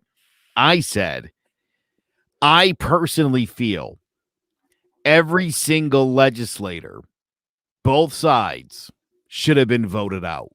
Because, I mean, these people have been doing a shit job for like 40 years now. Facts. It's been bad. Long overdue. The Congress, when George Bush was in office, actually had a lower popularity rating than genital crabs did. Jeez. No, that's true. That's how low they were polling. It was single digits. They had like a 7% approval rating. And for the life of me, I don't know why people keep electing these same people. And I say that about not only McConnell and Graham, but Schumer and Pelosi. Like, it's all politics for these people. It's a game. It's back and forth. At the end of the day, who gets screwed over? You know, they're willing to sacrifice you for their better good. Because, you know, the party's got to stand firm on this issue. And you're like, I'm hungry and I'd like a job. Yeah. We definitely need term limits. But more than that, what we really need in this country are moderates. They're people who aren't, because look, if you're a like tried and true conservative or a, you know, bleeding heart liberal, there are certain things you will not compromise on. And that is the fucking problem. And that's why we're stuck in these same old ways. Correct. A lot of these same old mindsets. So you can find a couple issues where you can get just enough votes from the other side to make some stuff happen. But when it comes to the really important shit, where you have two very distinct sides, there's never going to be a compromise. It's never going to happen. And the longer we allow these people to hold us hostage, which is ultimately what we're doing. And again, you know, I like all of our representatives here in Connecticut. Few of them have been around for way too long. And it's time for some new ones. We got to get some new blood in there. Agreed. I mean, again, I've seen a couple of people in their term limits for sure. I think that's the first thing that needs to happen. But when you have a president who sucks, you boot his ass. But to keep all the lawmakers in there, to me, I don't get it. This was a chance to do what Trump said and actually drain the swamp. You know, he brought in a lot of swamp with him, but it would be nice to get rid of some of these career politicians. On both sides. There's people that have been there 30, 40 years. Get a job. Get a real fucking job. Sorry, you don't get to like hold us fucking hostage your whole life. Bullshit. I'm done with that. And you know what's crazy? And I kind of correlate this to Mike Pence. So there was a couple articles going around about Mike Pence being homeless after leaving the White House because he hasn't had to fucking own a house for however long, right? That's crazy. It made me think like they are so set in their fucking jobs and they're so comfortable that these are things they don't even have to worry about. But you literally have American citizens that are homeless because they refuse to give you help. He's homeless because he hasn't had to think about a house. He's taking a sweet old time. He has all this money. He still has 6 months of fucking security and all this other shit. I'm chilling. I said, damn, that's crazy. First of all, that they called him homeless. He's not homeless. He just hasn't decided where the fuck he's living and which new house he's buying. Those guys that haven't had fucking work for a year or some change, they're homeless. The homeless people that had no homes or nowhere to go, that have been living in shelters for years, they're homeless. Mike Pence, you're not fucking homeless. You're fucking privileged. And the media, y'all are fucking wrong for pushing that fucking narrative. and trying to get somebody to feel fucking sympathy for them. No. And that's really where the fucking issue is with politicians. I fucking hate that. That the Republican Party begrudgingly agreed to giving $600. And I mean, that I find that upsetting. And one of the main reasons that they cite is that they don't think people really need the money. Now, on the other hand, the Democrats are like $2,000. It's what everybody should get. Mm-hmm. Everybody. As if those fucking peanuts are enough to, like, that's, I mean, I've fucking barely worked in like a year. $2,000? Suck my balls. What? Are you $2,000? I mean, the fuck out of here with that shit. Rob, that doesn't pay my mortgage for a month. That doesn't come fucking close.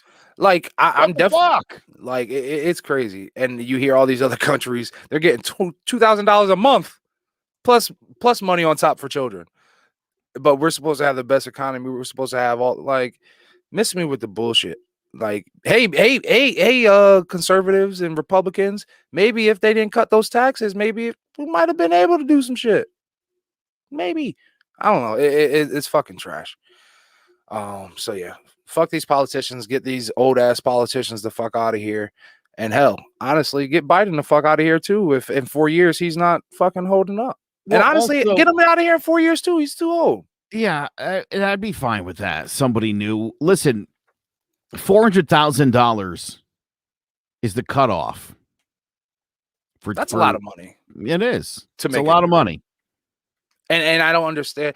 We'll get into that. If you make less than $400,000 and you voted for a Republican, I'm gonna hurt your feelings right now. You're a fucking idiot.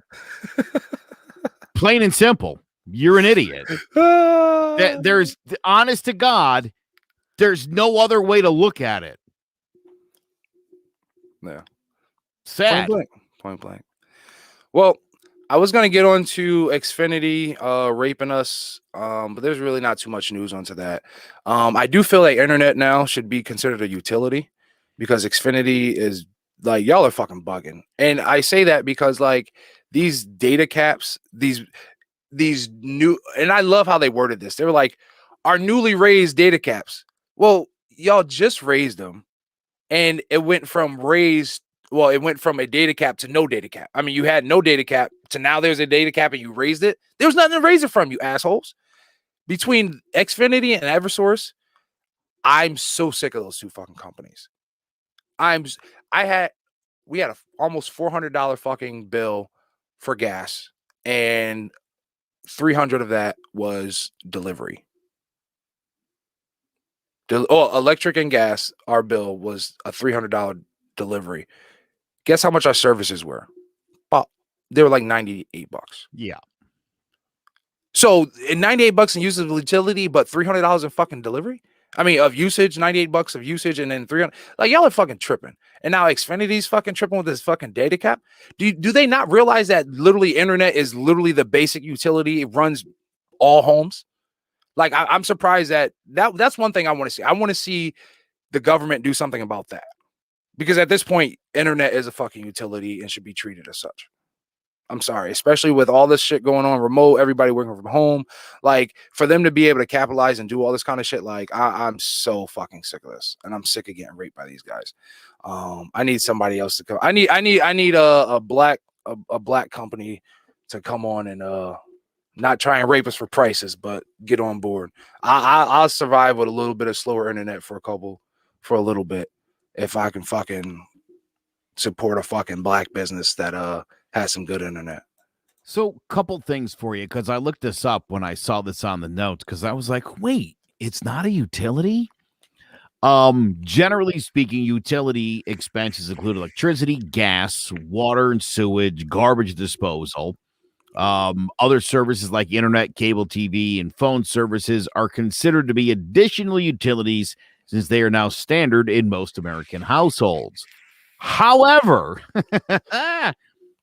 the position of the United States government, not to mention their cronies at the phone and cable companies, is that the internet is a free market service, full stop, therefore not a utility. And that's why I say they need to that's what I want to see. If anything, other than social reform, and cracking down on laws of like racist, and of all cultures, right? Like, I'm not like, if you're a racist, you're a fucking racist, and like you should be fucking punished for it. But like, other than that, yeah, definitely let's see these laws affect, these utility, these digital these internet companies, and instead of them raping us, let's not necessarily hit them, but, what I mean, let's get our money worth. Let's get our fucking value, because it's sad. This is a little off topic, but just I gotta throw this out there because in the grand scheme of things, it makes sense. And one of those things where people sometimes get pissed about things for the wrong reasons. We talked about this on Divided We Stand about the Keystone Pipeline and the fact that has nothing to do with why your gas prices are what they are. According to the U.S. Energy Information Administration, 60% of the money that you pay for a gallon of gas goes to pay for the crude oil that went into making it. Another 25% pays for the cost of refining, distributing, and marketing the gas, and the rest, the other 15%, is state and federal taxes. We flip out about the 15%. Right? Well, yeah. Never mind the overpriced 60% or the fucking fact that the gas company actually makes you pay for the marketing. I was just about to say distribution. That's fucking costs they should be absorbing. Yeah. That's the price of doing business. Motherfuckers. Thank you. And that's the same, and I'm pretty sure that's just, it's in the same logic of Comcast / Xfinity, because they're the same thing. They pretty much, all these extra fees and shit pay for all their advertisement, all their extra shit, and all that. So yeah, like, it's fucking sick. When I go through like Stop and Shop, if I forget my bags and I have to take plastic bags, but I've done self-checkout, I rang myself out, I don't charge myself for the bags. Fuck it. I'm like, you know what, dude? You deserve it. You deserve it. That's a judgment call I make as a temporary employee as I'm bagging. I'm like, you know what, sir? You're all fucking set today. Again, this idea that here's what I'm waiting for. Like McDonald's, you know how they're increasingly going to like the kiosk where it's all going to be automated? Like there's going to be like a service fee. And it's like, fuck you, service fee. I provided the service. I served myself. Fuck you. I'm charging you a service fee. Hell yeah. Assholes. You have to pay for the price of running your business. That's not, and this is where, I'll tell you, this is where some small businesses fail. This idea that you're going to charge people for expenses you're supposed to be paying yourself. And if your business isn't doing well enough to pay those expenses, and you're going to reflect it in your price, you're going to lose customers. You got a shitty business model right off the bat. Yeah. So something to think about. I don't know. Hopefully, I'm just waiting for somebody to come around, because AT&T is still not the best, but I don't know. Somebody come around, please. Stop flipping out about these small taxes that you're paying when it's the actual companies like Xfinity and Exxon. I mean, they're fucking raping you blind, and you're like, didn't I pay 24 cents on top of that to the state? How do you think they fixed the fucking roads? Yeah. Gas tax, fuckers. There's a 25-cent flat fee in Connecticut, and then another like 1% of the total is all you're paying in taxes. All the rest goes to like fucking John D. Rockefeller and the big oil guys. Facts. And again, you're like, well, fuck the state. I don't want to pay taxes. Is John D. Rockefeller painting your fucking roads? Nope. Nope. God all fucking mighty. Again, this is the mentality, unfortunately, of a lot of my Republican friends. Outraged by the 38 cents that they're paying on the gallon, but not the fact that they're being raped and thefted by these dude. I told you before, Rob, ExxonMobil every single month clears $90 billion not in sales, in profit. Jeez. After they paid all the bills. So they netting just 90 billion. 90 billion cash. That's sick. You don't think they could lower the price of gas a little bit if they wanted to? No, because then they wouldn't be getting their fucking billions and billions and living on fancy yachts, and they would be dipping out of their children's fucking trust funds and all that other happens. shit. You know what happens when one of them fucking rigs starts leaking out in the Caribbean? Guess who pays for it? We do. And then when they have to get bailed out, we pay for it. Hey, but when those motherfuckers are making $90 billion a month, we pay for it. They're not cutting the price at all. No, not at all. Capitalization. Well, since we're off of kind of like businesses raping us. Well, I shouldn't say it. That's a horrible segue. Since by the way, I've made way too many rape references in the last 2 minutes. I don't know where that's coming from. I'm dizzy earlier today. I told Rob before the show. I don't know what's going on here. You're dizzy. I'm tired. I don't know. The internet was trying to kick me off earlier. I think Xfinity's after me. Who knows? Fucking who knows? Or it might be because of what we're about to get into now. Last week. So last week, part of Yep, That's Racist. I went in on this 16-year-old, and I received 2 messages about this.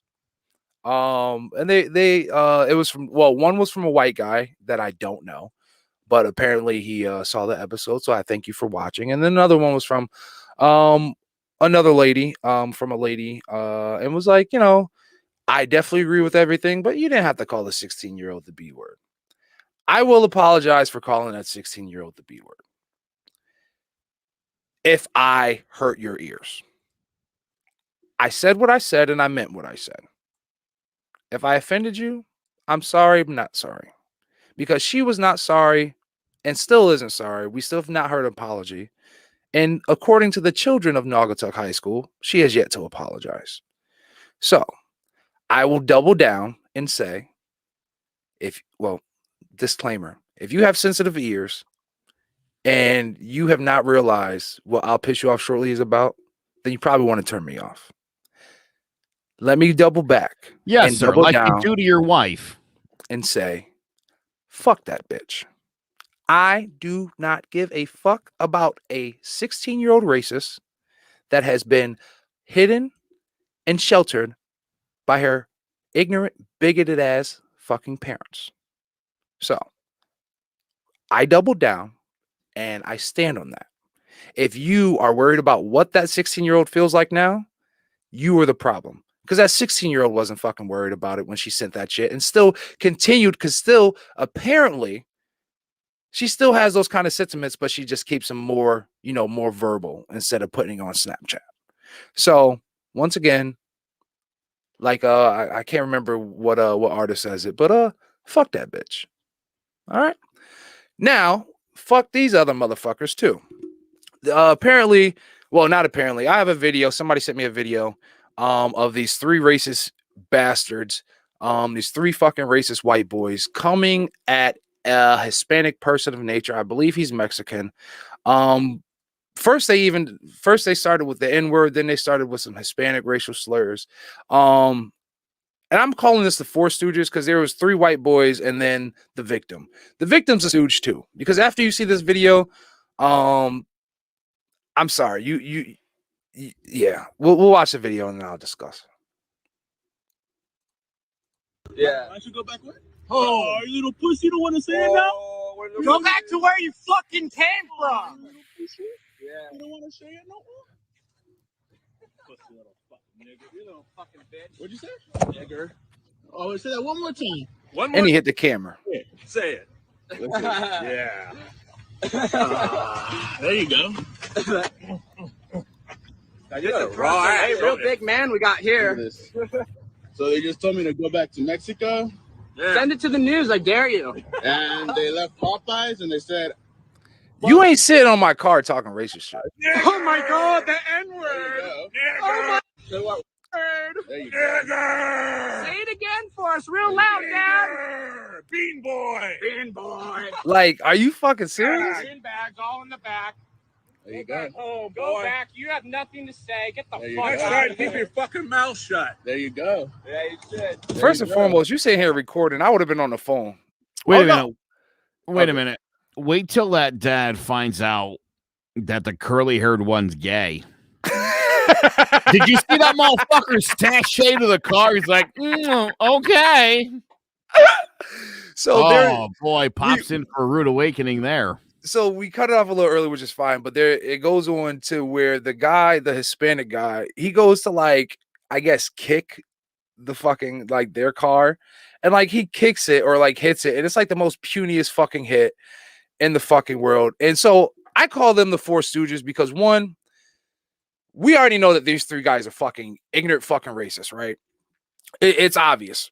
So first and foremost, if you're going to be surrounded by three fucking racists like that, especially in this modern day, you don't know what the fuck these dudes have. You got to have some, like, don't just stand there and fucking record these fucking idiots.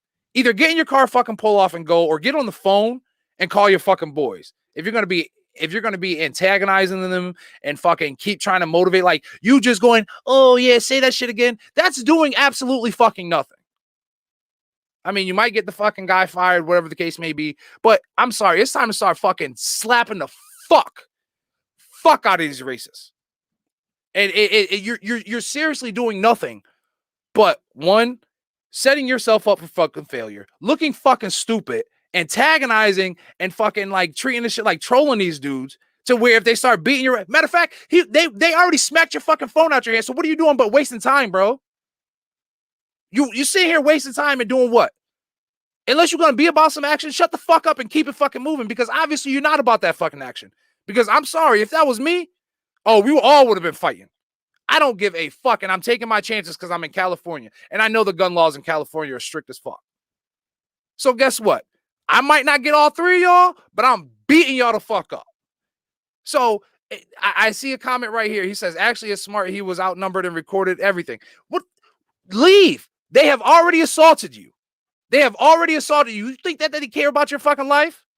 Get the fuck out of there. And this is what I'm saying, right? So like, you're putting yourself in a fucking bad situation by continuously antagonizing these people if you're not about that fucking action, right?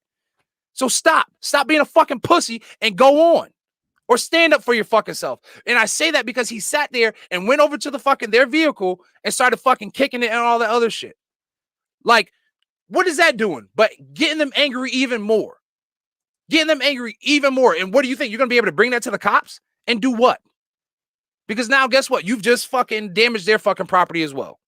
And unfortunately, because Biden hasn't pushed it into effect, guess what? If we would have had some kind of thing, all that fucking racial hatred should have been accounted for and they should be going to jail, right? But not happening there. And I can't, you know what I mean? But I'm just, it's just disheartening because, like, you got to fucking stand up for you. Like, what point do you stand up for yourself instead of just going back and just being like, call me that again? And like, what do you get out of that?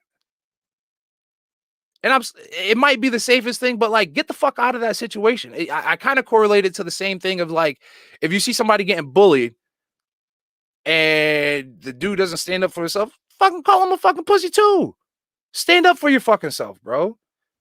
Like, and then like, I'm sorry. I didn't see the physical feature of that dude, but I'm taking my fucking chances. You smack some shit out my fucking hand with some aggression like that, fuck it.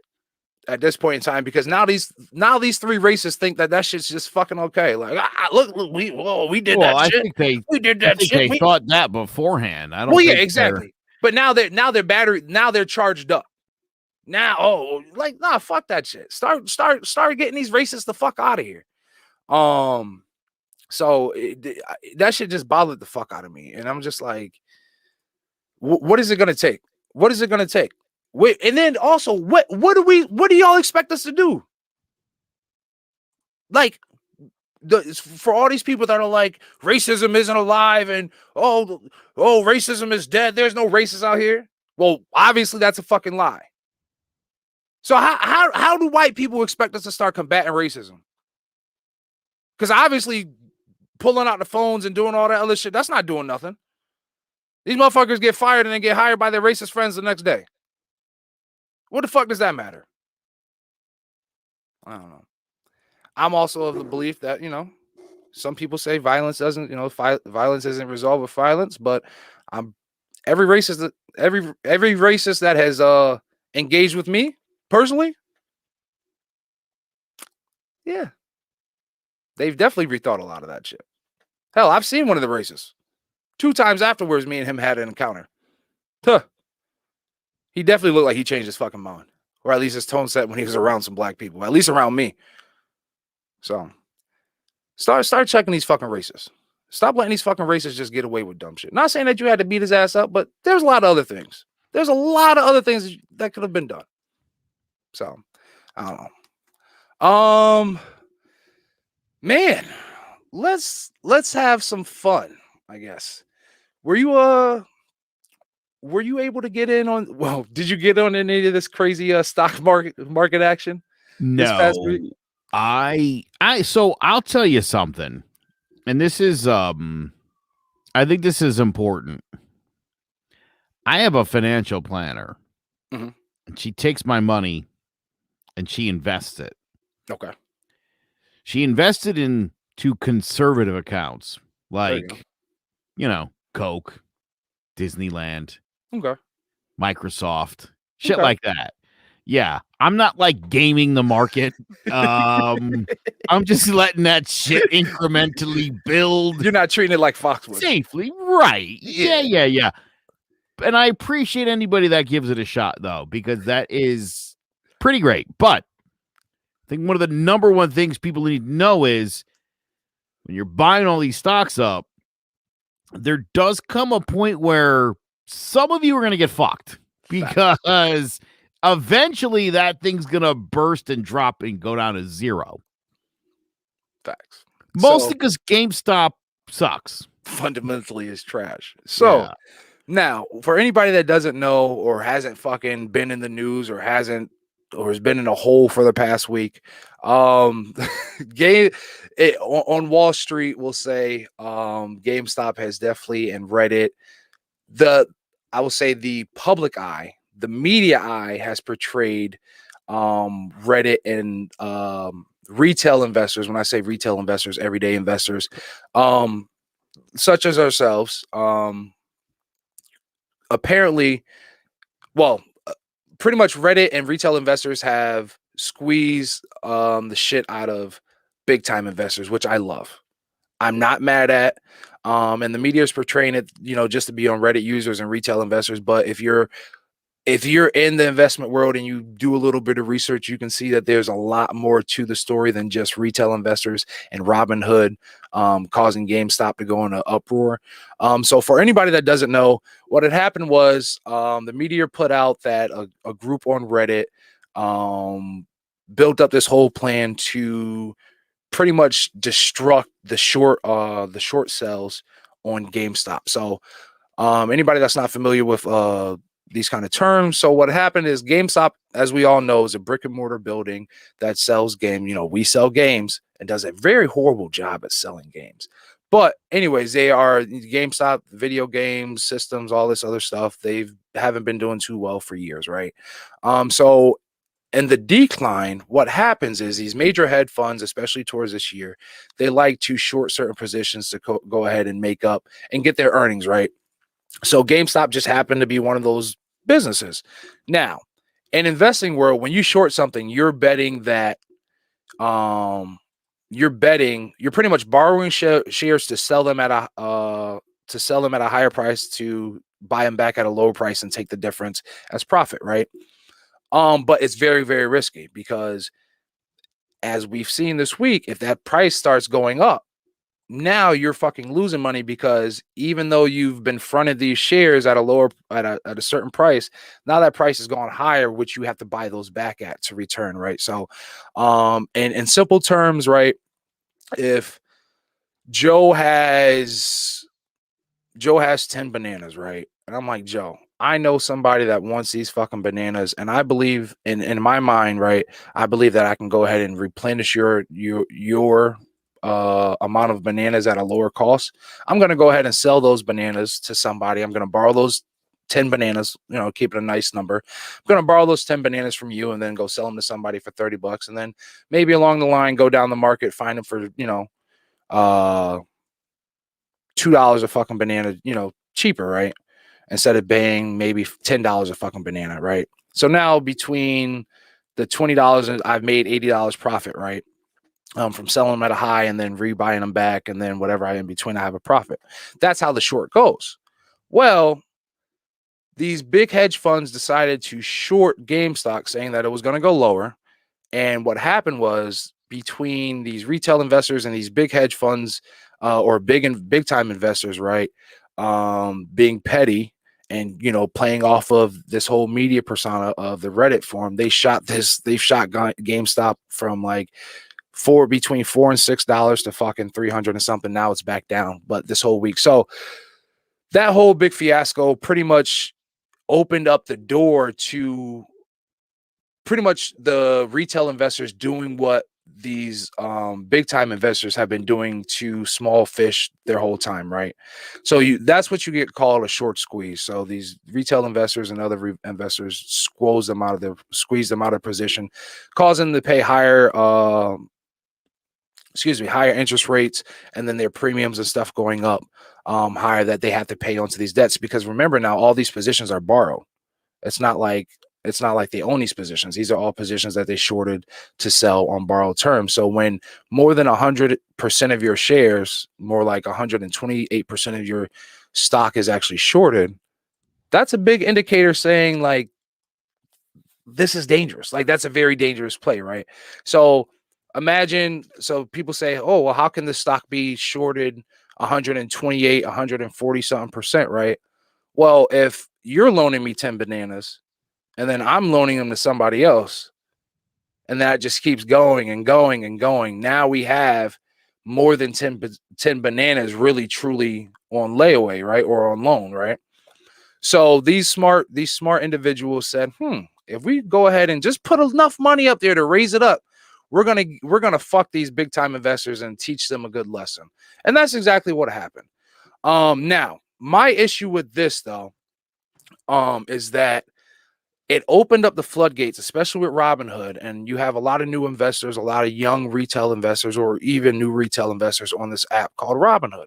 Robinhood is a brokerage that sells and trades positions on the spot, just like TD or Schwab or anything else like that. But the only difference is with Robinhood does not have the same capital or same backing that these other big time investors have, right? So a lot of these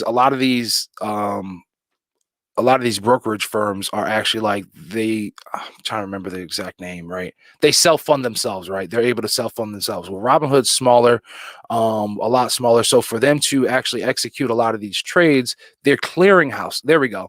A lot of these other brokerages are self-clearing, right? So meaning that they can clear their own funds, they can cover their own trades.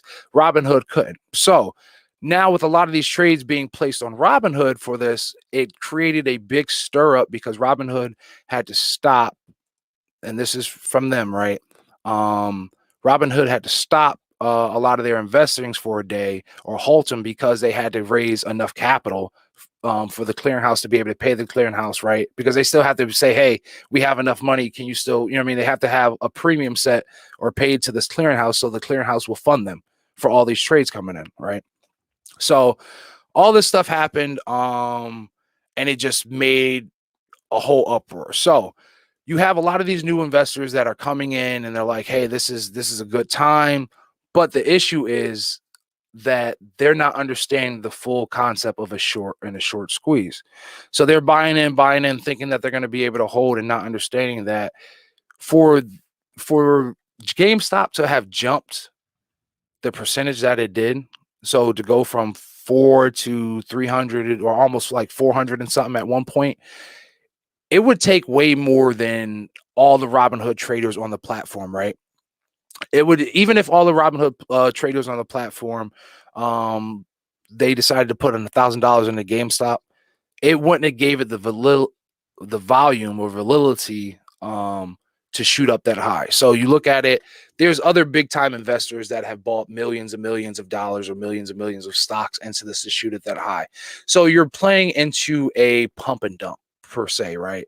And what a pump and dump is when, investors are trying to get a quick gain. So what they'll do, especially like overnight, over the weekend, they'll pump into a certain stock, get the hype going, and then people try and buy into because it starts shooting up, people thinking that they're going to get gains. And then when it comes down, well, they pretty much they've gotten into the party way too late, and then all these big time investors pull out and start selling these positions because they've made their money and leaving the small time investors fucking holding the bag, right? So that was my biggest scare with a lot of these people. So I see a lot of young investors posting up these big gains on GameStop and getting into certain positions and not understanding that, yes, whenever you do a trade, it takes 2 days to clear that trade, right? So I might be able to do a trade. I might buy something and sell it tomorrow, right? It's really going to take the clearinghouse 2 days to clear that trade. And you'll hear a lot in the investment world, T+2, right? That means trade plus 2 more days. That clearinghouse. So now a lot of people, when they try to sell out, and especially that Robinhood had to pause and slow down the trading because of them trying to get a hold of getting everything situated with the clearinghouse, that stopped a lot of investors from selling those positions that they needed, and kept them stuck at a cap. So by the time that they opened up trading, guess what? The price of that stock already went down, so they lost mad money. And then it also slowed down trading because you weren't able to necessarily get out all your positions. You had to like slowly trickle them out.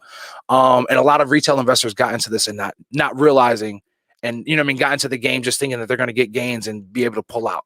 And that wasn't the case, right? So I just got nervous because you got a lot of people that made a lot of money very quickly and not also thinking about the capital gains on that as well, right?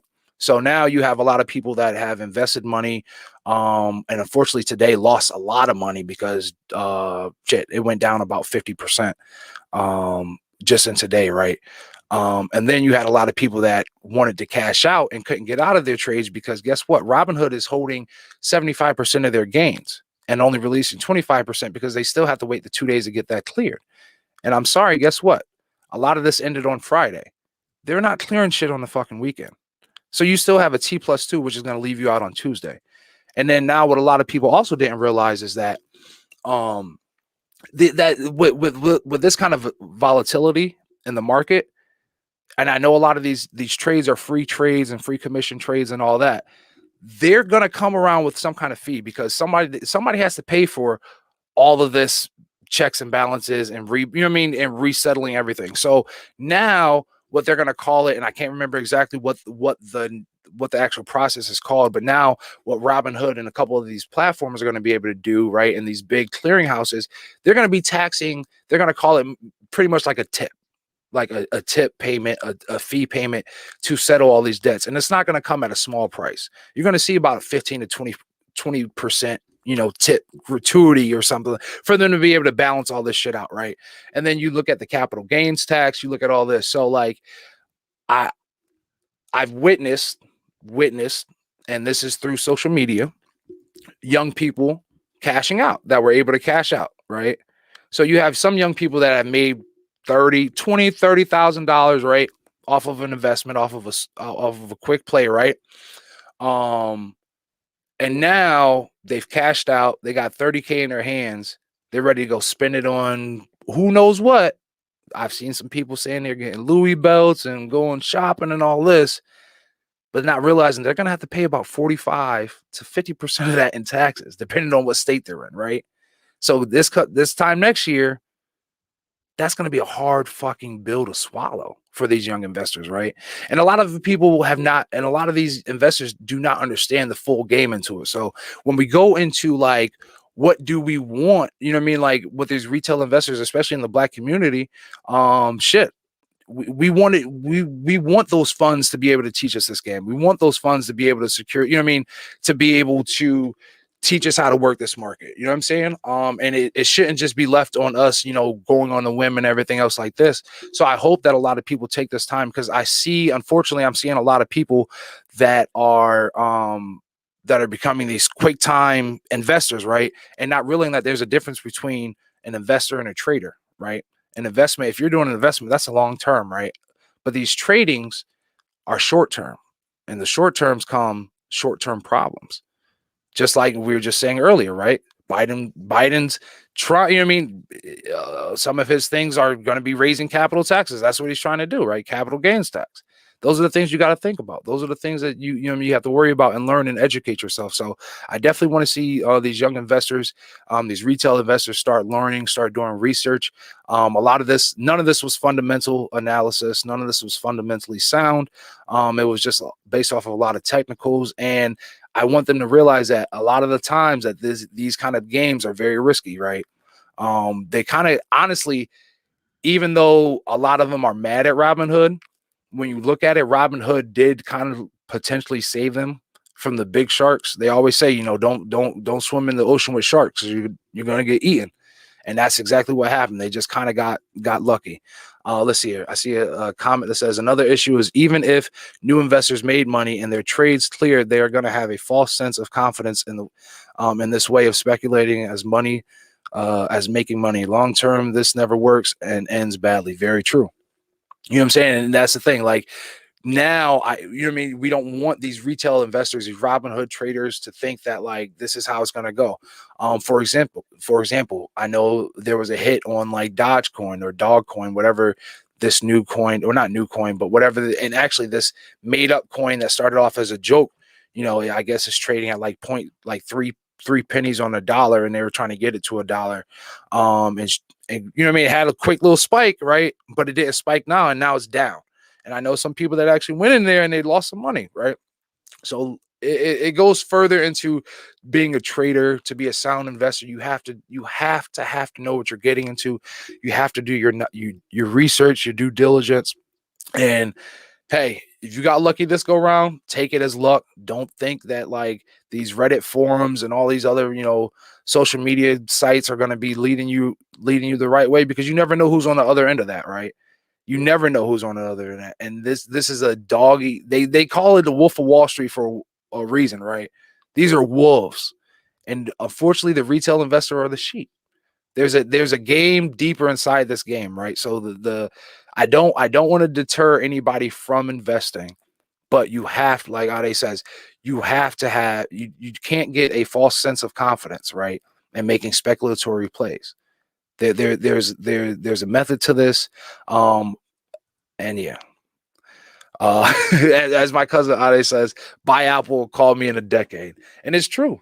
It's true, man. You invest in businesses that are great. Invest in businesses that you see thriving daily.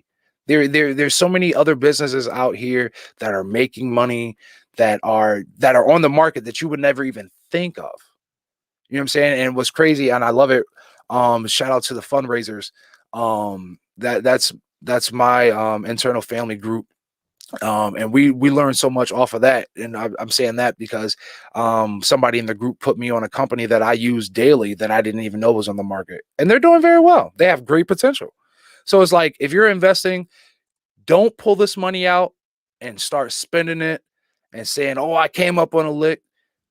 Put that money, keep that in your brokerage fund. Maybe if you want to pay yourself out a little bit of something, enjoy your winnings, but do some research and actually start investing, right? And when I say investing, do some true fundamental research on these companies. Understand, first and foremost, understand who the CEOs, understand who the board members are.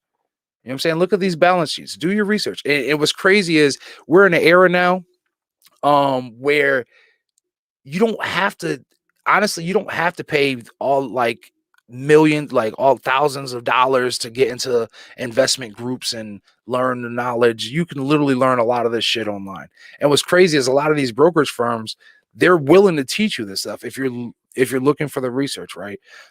So I hope that this has taught us all a lesson, especially new investors. And also there's also what I realize is a lot of people think that there's money just to be made on the market going up. It's a market for a reason. There's money to be made on all different avenues. And if you do your research, you can find out that there was a lot more money to be made on GameStop going down than going up. So keep that in mind. Do your research. Once again, disclaimer, I am not a financial advisor. Do not take anything that I say as fucking sound advice, or financial advice. Don't take it, don't take it for what it is. Just take it for entertainment purposes only. I am no kind of like broker or anything like that. I invest for myself and myself only. But just use this as knowledge. There's a lot of things out there to better yourselves. Hey, if you won, take these winnings and better yourself off a lot more. And this is where it starts, right? And there's other ways. You know what I mean? You don't have to feel like you got to hit every time. You don't. Even the small gains are big gains, right? So now that I've gotten that off my chest, you got anything with that? No, I mean, people definitely should invest. Mhm. I think that's important. Because it's funny. We were talking earlier, obviously, just in the whole Black History Month thing. I mean, it's about wealth, about being able to build wealth and to be able to set yourself up for the future. Yep. And okay. So it's important. I mean, and it should be in school. They should be teaching this shit in school. This is what kids need to learn about. How do you sustain yourself? If you don't want people to work at McDonald's, I don't know. Teach them some fucking skills. Teach them how to do this stuff. There's no reason why, most kids, you hand them a W-2 form and they're like, 1099. What's that? People got to get with it. People should know some of this basic stuff. Yeah, and honestly, like if you're wrong and you're super misguided if you think that working our life is going to get you to where you want to be in life. I'm sorry, and I used to kick myself earlier about like, damn, if I would have invested, when I was 18, if I would have invested when I was younger. Guess what? It's never too late to start. So if you're listening to this and if you're above the certain age or you're a certain age, it's never too late to start, but you have to do it soundly. And a lot of people are like, well, I'm scared of the market. Once you understand it, and once you understand what the market is and how it works, it's really not that threatening. It's really not. A lot of people think that you have to go out and like buy 20 stocks and 20 different companies. And no, my portfolio is 5 strong and I've condensed it. And with 5 companies, I've seen better fucking profit margins than when I had 9 companies. So, you know what I mean? It's all about sound research, having fun. And honestly, once you start getting into start doing your research, that shit gets addicting. Like I will sit here and research companies just off of GP and look at charts just because it's fun as hell. And then honestly, when I look at CNBC, you're able to like zone out of all that noise, all that like ticker noise, all that news that's coming out. Like it means, not to say it means nothing, but it's not as bad as you think, right? It's really a lot more entertainment and informational only, right? So don't be scared of investing. If you got into Robinhood, if you made some money on GameStop, I hope everybody did. If you lost some money, be thankful that you learned a lesson. You know what I'm saying? It doesn't hurt to get tapped in your ass a little bit. Yeah. And then also I would suggest, because there's going to be a lot of things coming out soon and it's been in the news. If you have all your money, if you have your whole portfolio on Robinhood, you might want to think about finding another broker. But that's all I'll say about that. And then also look at and I say that because you can save some money going to a different broker and not having to pay anything. Most of these brokers are free and you get a lot more for your buck. So think about that. And I know, there's other brokers, amazing brokers that do fractional shares, other companies that do fractional shares. So if you're using Robinhood for that, there's other platforms. And what's crazy. So since we're talking about wealth, I'm going to go ahead and bring the Black community into this. Because that's one of the biggest things that I want to harp on now, especially since I've been on this whole, I think this is a new agenda coming out about being pro-Black. Like this, I don't know if this has been in the culture, stirring up, coming out, right? But I it's still been bothering me. But anyways, so I figured instead of just bitching about how many ways I am pro-black, I figured that I actually we can talk about and educate. So when I say talk about and educate, we'll talk about this. Hopefully I learn something, you learn from something, our listeners learn something, and we learn from each other, right? Because I do feel that we have to hold ourselves in the black community accountable for a lot of our actions. We see the question up here, what is black, right? And that's a true statement. So anybody that's listening, I would love to hear what their answers are. Like, what is black?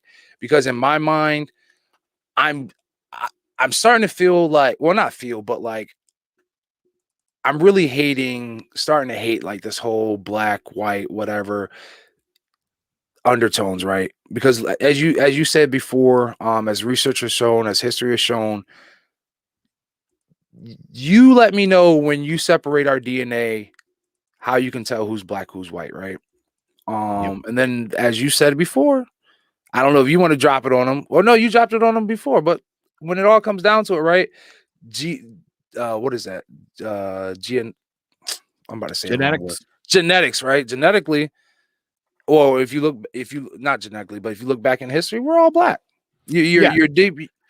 I found this very interesting. Do you know, genetically speaking, that let's see here.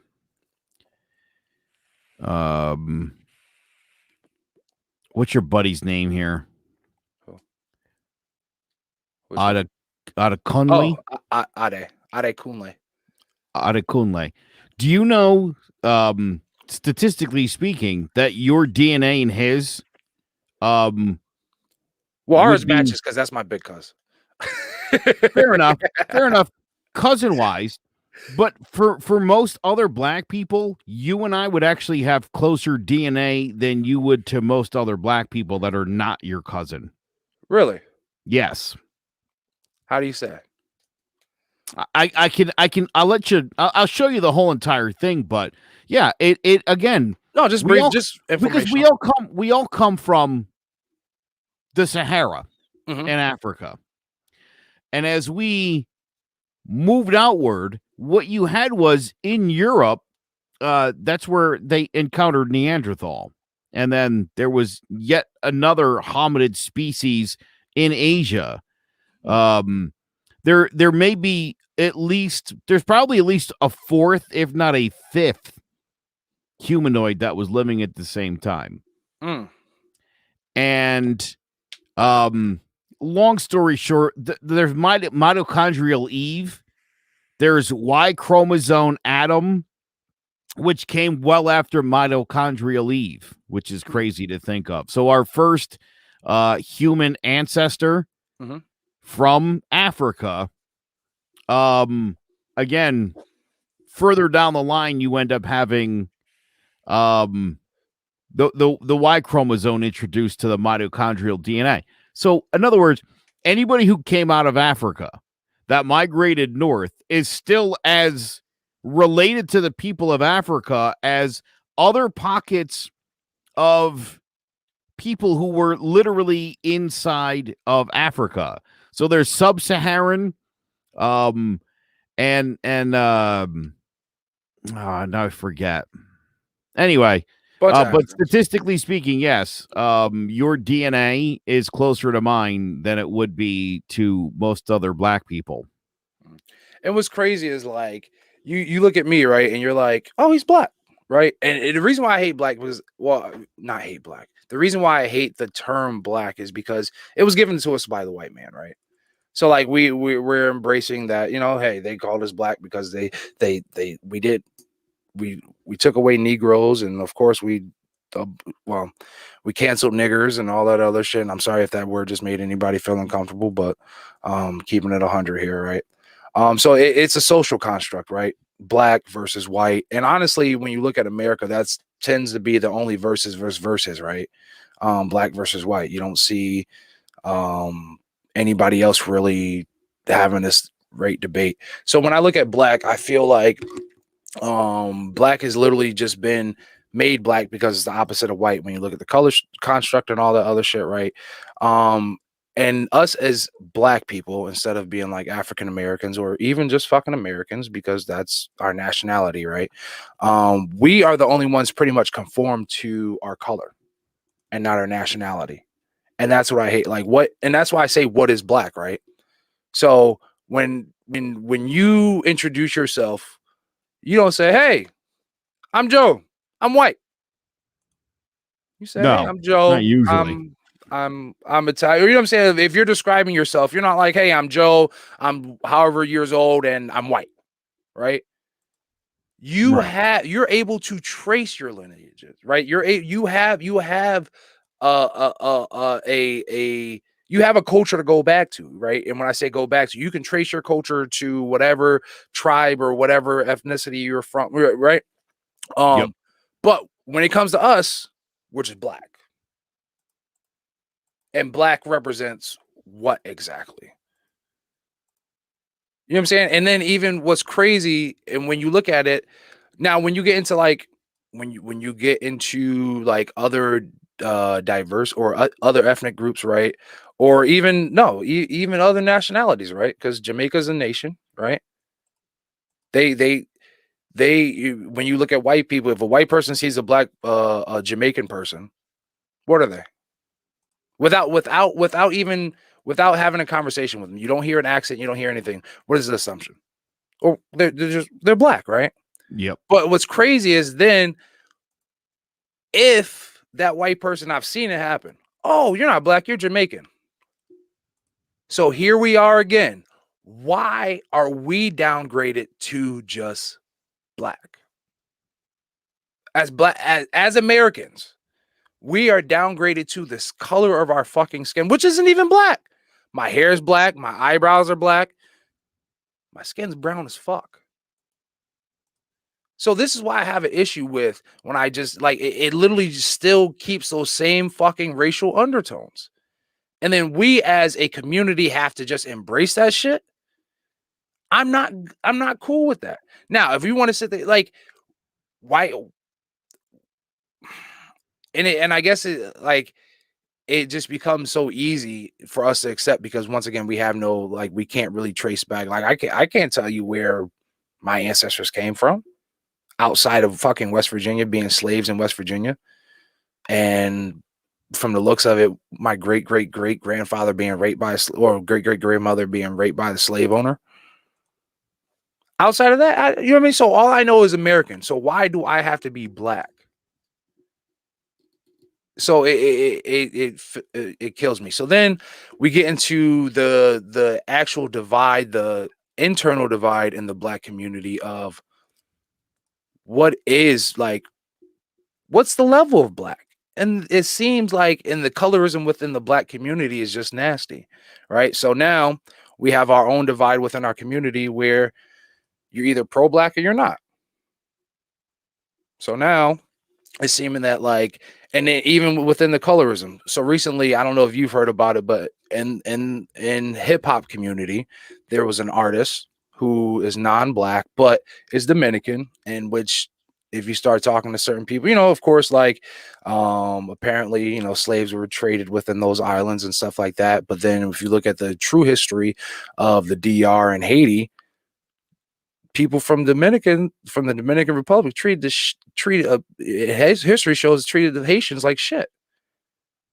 You know what I'm saying? So you still have that hierarchy, right? And even so, like that colorism, right? Not that colorism that creates a hierarchy. So now, like in the black community, what's not black enough, or how you know what I mean? What is defined as what color or what hue of blackness makes you black enough, right? So now apparently if you're mixed or if you're biracial, you're definitely not black. If like you can't be accepted, you apparently in the black culture, if you're light skinned, and that's another thing, right? So there's a light skin, dark skin battle that I just can't get with, right? But we're supposed to be loving one another, supposed to be promoting and lifting each other up, but we still fucking battle within, dark skin's too dark or light skin's too dark. And honestly, I feel like that's still the same oppression that we just carry, right? I don't see when when I see people being racist to black people or to African Americans, right? To brown Americans or however you want to fucking call it, right? To us, to our ethnicity, to our group. They don't care whether you're light or dark. You're still a fucking nigger. And it erases his eyes. Like they're not, oh well, you're part. No, you're still fucking black and you're still what they don't like, right? So now we bring that shit to our own cultures, right? We bring that shit to ourselves when we're supposed to be trying to empower ourselves and make ourselves uplift ourselves and teaching ourselves, but then we want to continuously blame, a whole race when we literally still instill that shit in ourselves, right?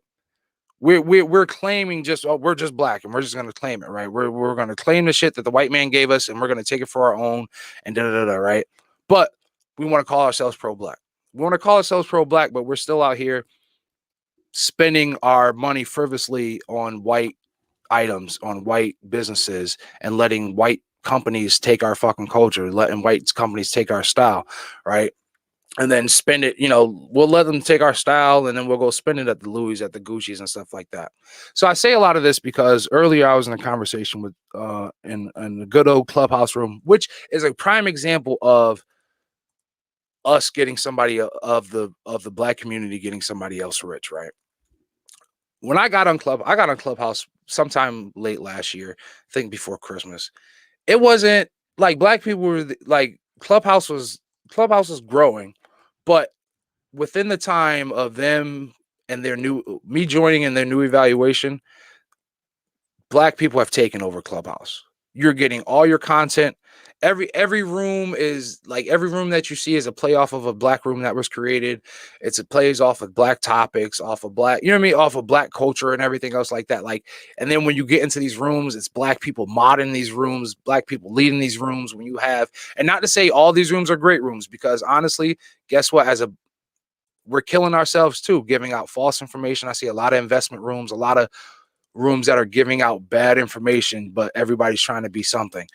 But anyways, but Clubhouse has taken, we've blown this shit up, right? You have a lot of black influencers on this Clubhouse app, but now we have an issue where they're not even letting new investors or black investors in. Not to sit there and say they're not letting just strictly black investors in, but it's seeming that a lot of new black investors have wanted and have made public outcries, let me invest, let us bring in, then they're just shutting down, right?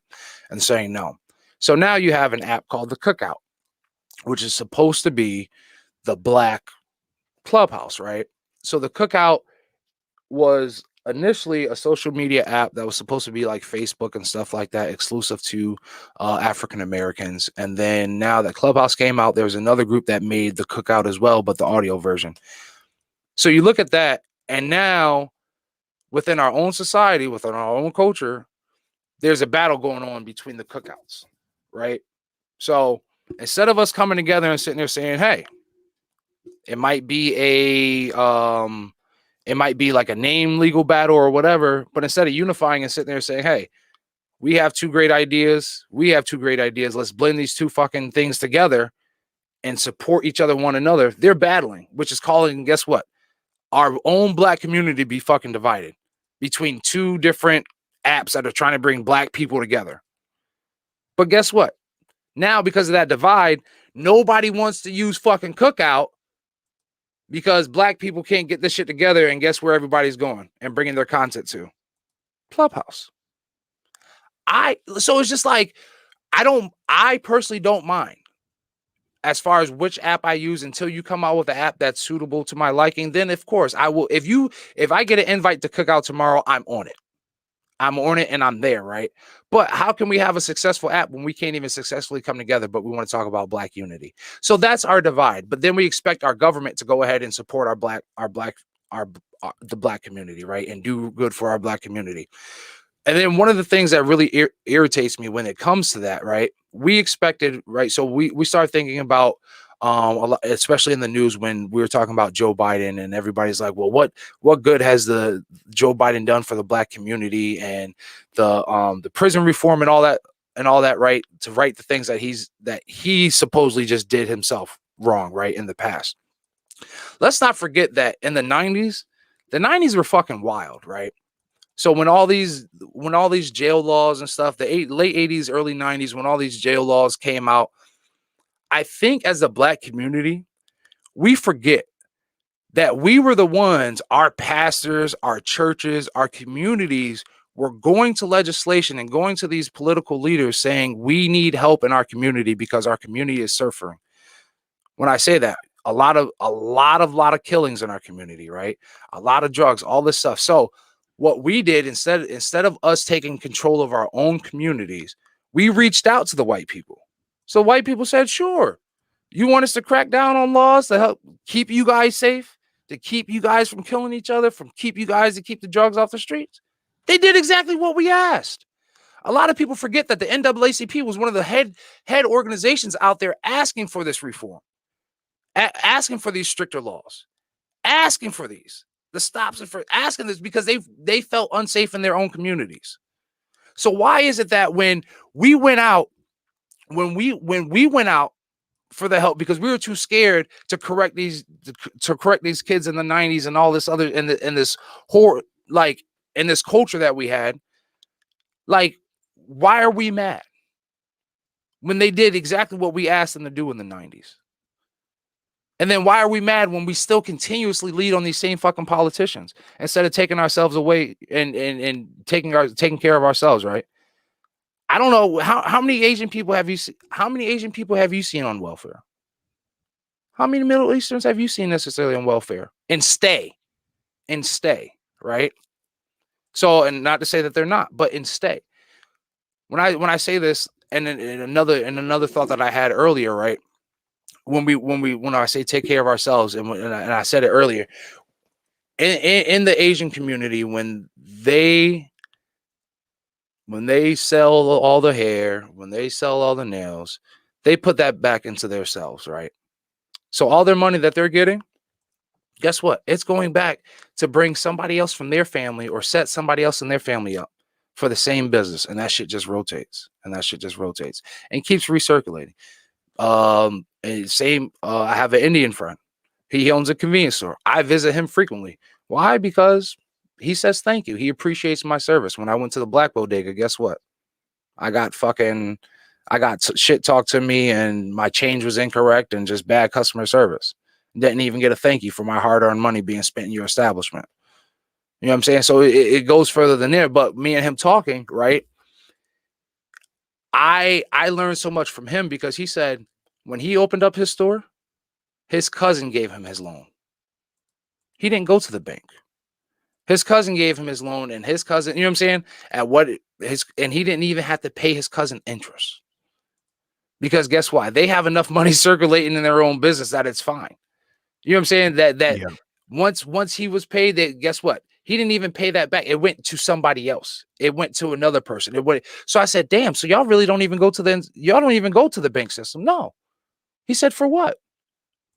He said, why would I go and pay somebody some crazy money when my cousin can give me the same loan for less, or a family member can give me the same for less?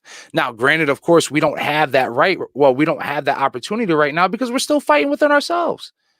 I hear a lot of people screaming that they're fucking pro-Black, but once again, like I said, still wearing Nike, still wearing Louis, still wearing Gucci, still going out trying to, trying to spend the dollar somewhere else, but won't go spend their dollar with somebody, won't go spend their dollar with their own kind, won't even trust their own kind to do business with each other, right?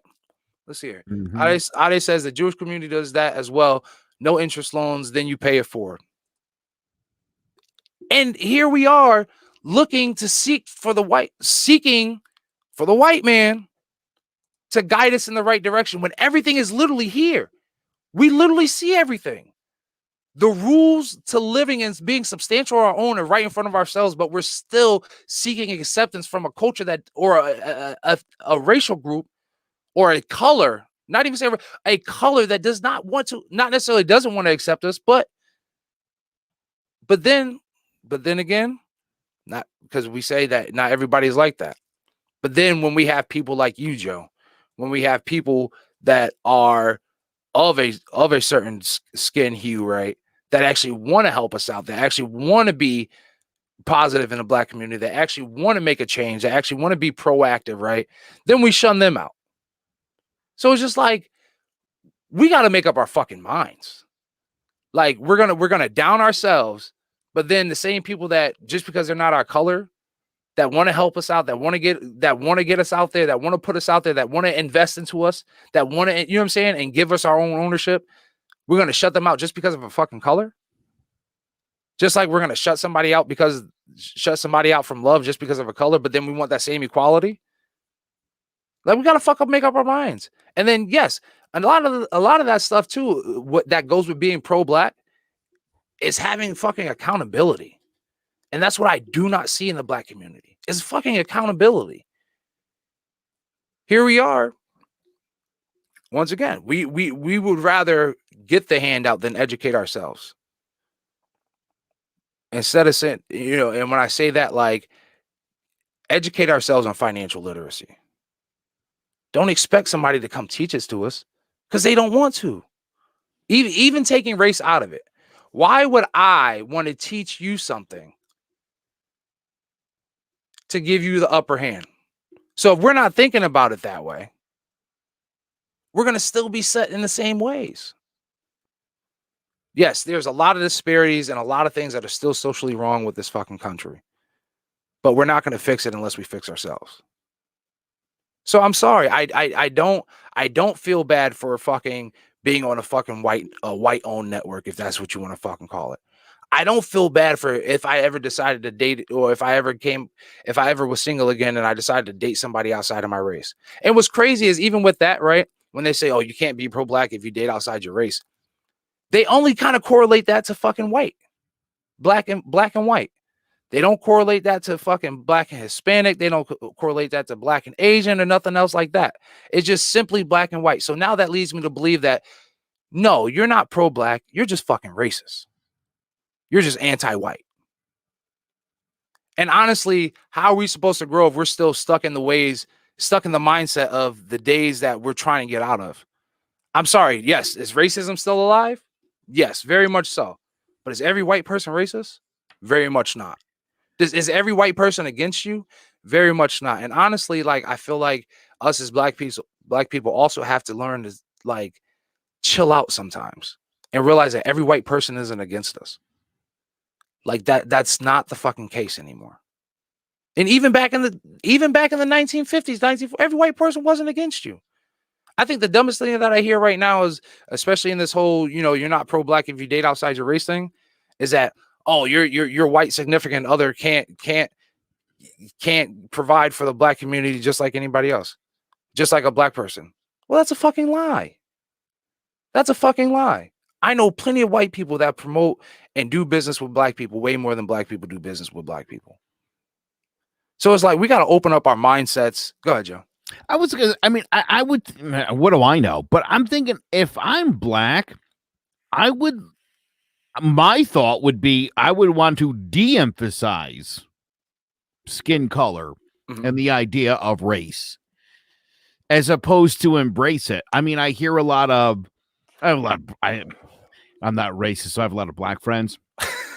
I'm connected with a lot of black people on social media, and, you know, I see a lot of, like, you know, my people and stuff like that. And I'm thinking, I get it in the sense of, like, community, but I also think that's stupid. And, you know, put it to you like this, Rob, you talked about my own ethnicity, right? I'm Italian and Portuguese, and it's pretty clean on both sides. And both of my families lived on islands. So there was very little movement for them. It was very easy to trace back. Descended of Christopher Columbus. And over the summer, that became bit of a lightning rod. Good old Christopher Columbus. I'm not going to defend the guy. I am all right with the statues coming down and the day being switched to Indigenous American Day. I'm still Italian. Yeah. Take away from you. That doesn't take away from your heritage. That doesn't take away. I probably felt stronger about my identity when I was younger than I do now. I also found out in adulthood that my Portuguese ancestry actually makes me half Hispanic, which was makes something sense. I had. It's funny. My Portuguese grandfather looked very much like a Spanish grandfather. Like a lot of my Puerto Rican friends had a similar looking grandfather. I didn't get it. I just thought mine was a white guy.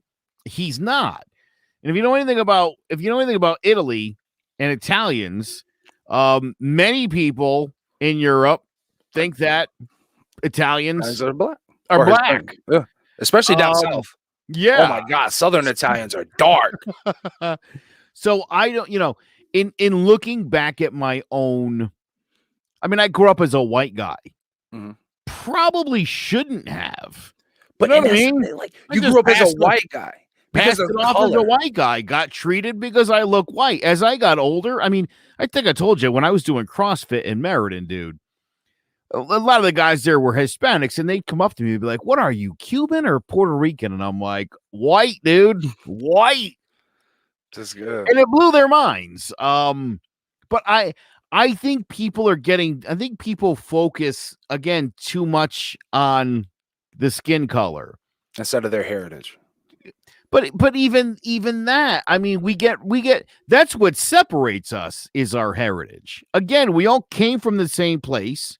We just migrated out all over the world with the idea being, Rob, that I don't really want to be with those people. I don't want to be near them.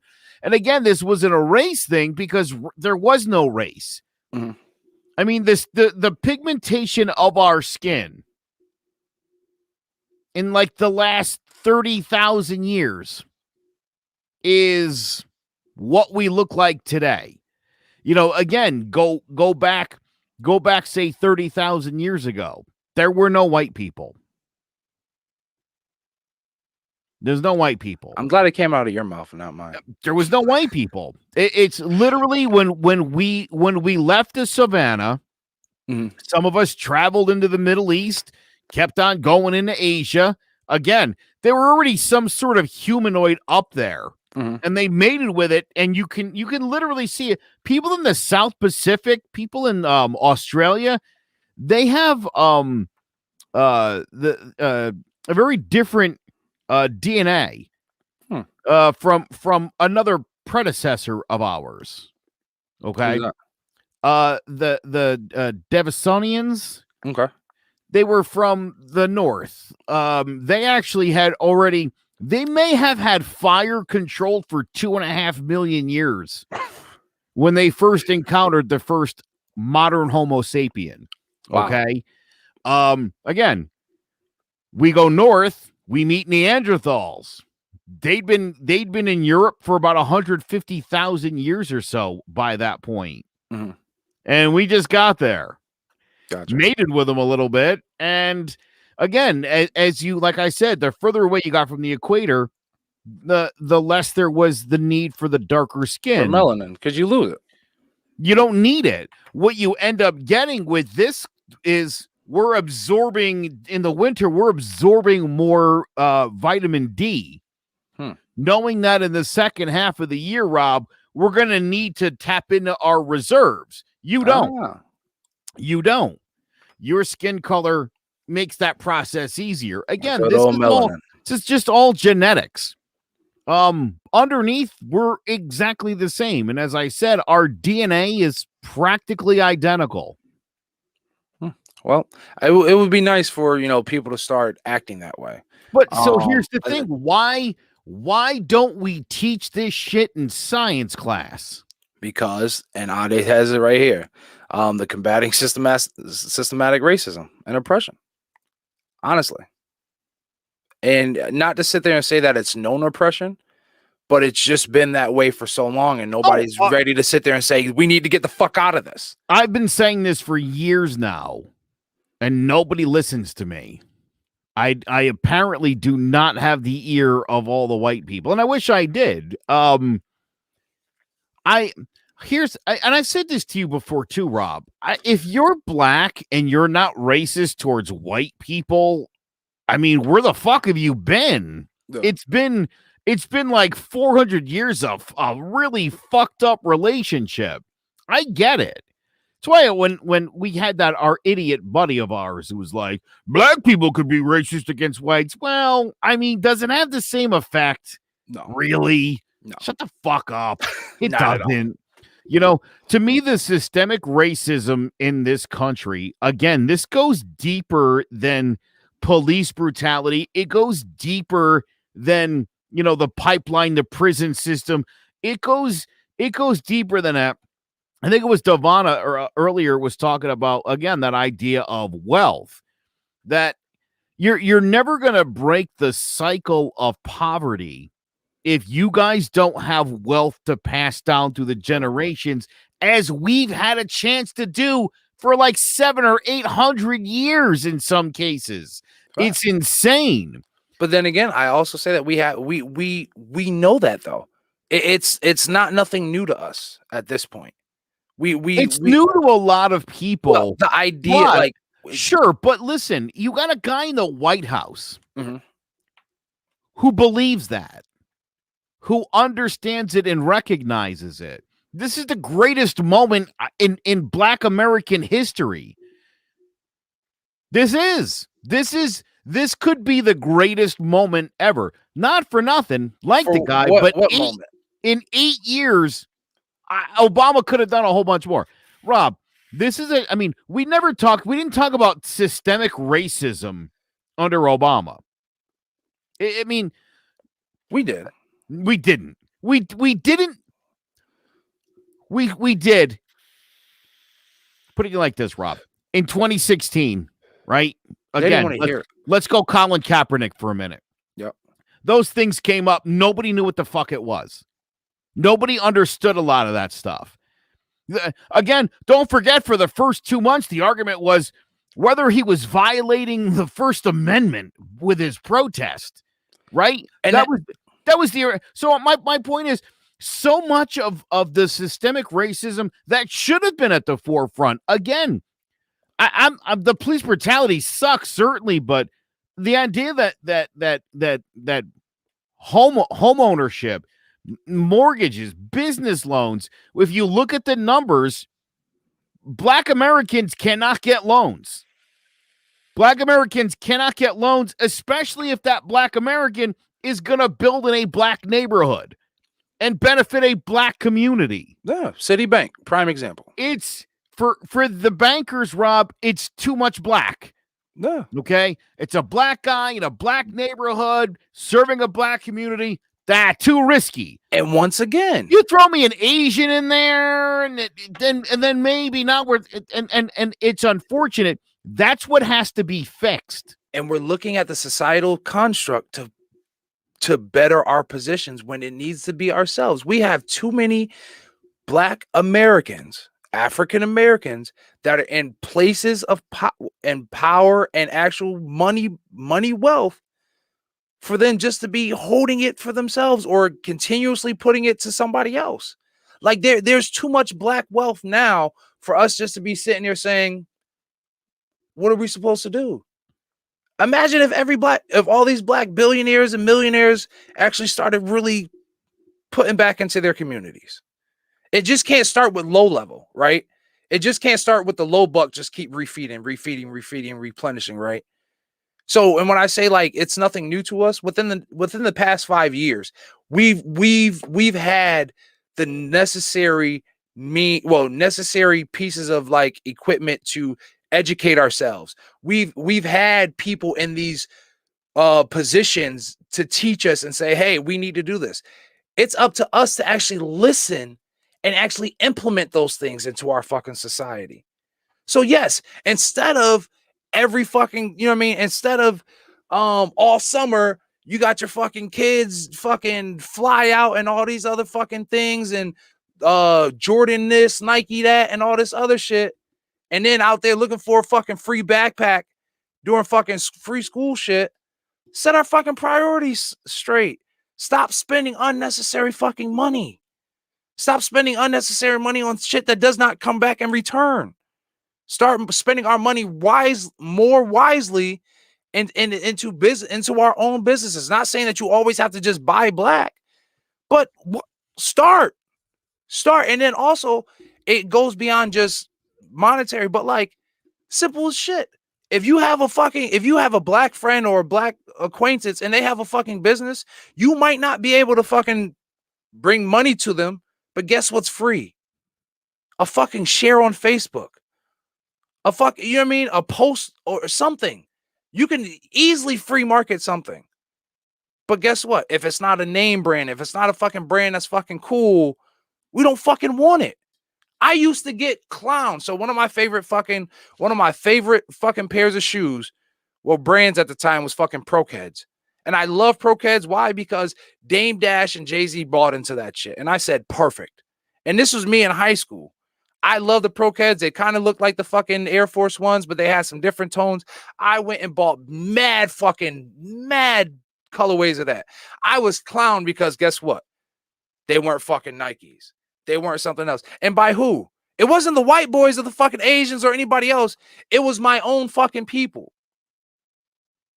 But then you want to get mad at a motherfucker. You know what I'm saying? Like when I sit there and say, well, shit, y'all clowning me and everything else because I'm being me and I'm buying brands that I like, right? But you want me to just feel accepted by it? No, I'm going to the motherfuckers that accept me for who the fuck I am, right? But once again, here we go. We're wondering how we can do it. It's right here. Everybody's showing, all these other cultures are showing us how to do this shit, but we're still oblivious and too focused in on how oppressed we are. I think that we're too focused on that.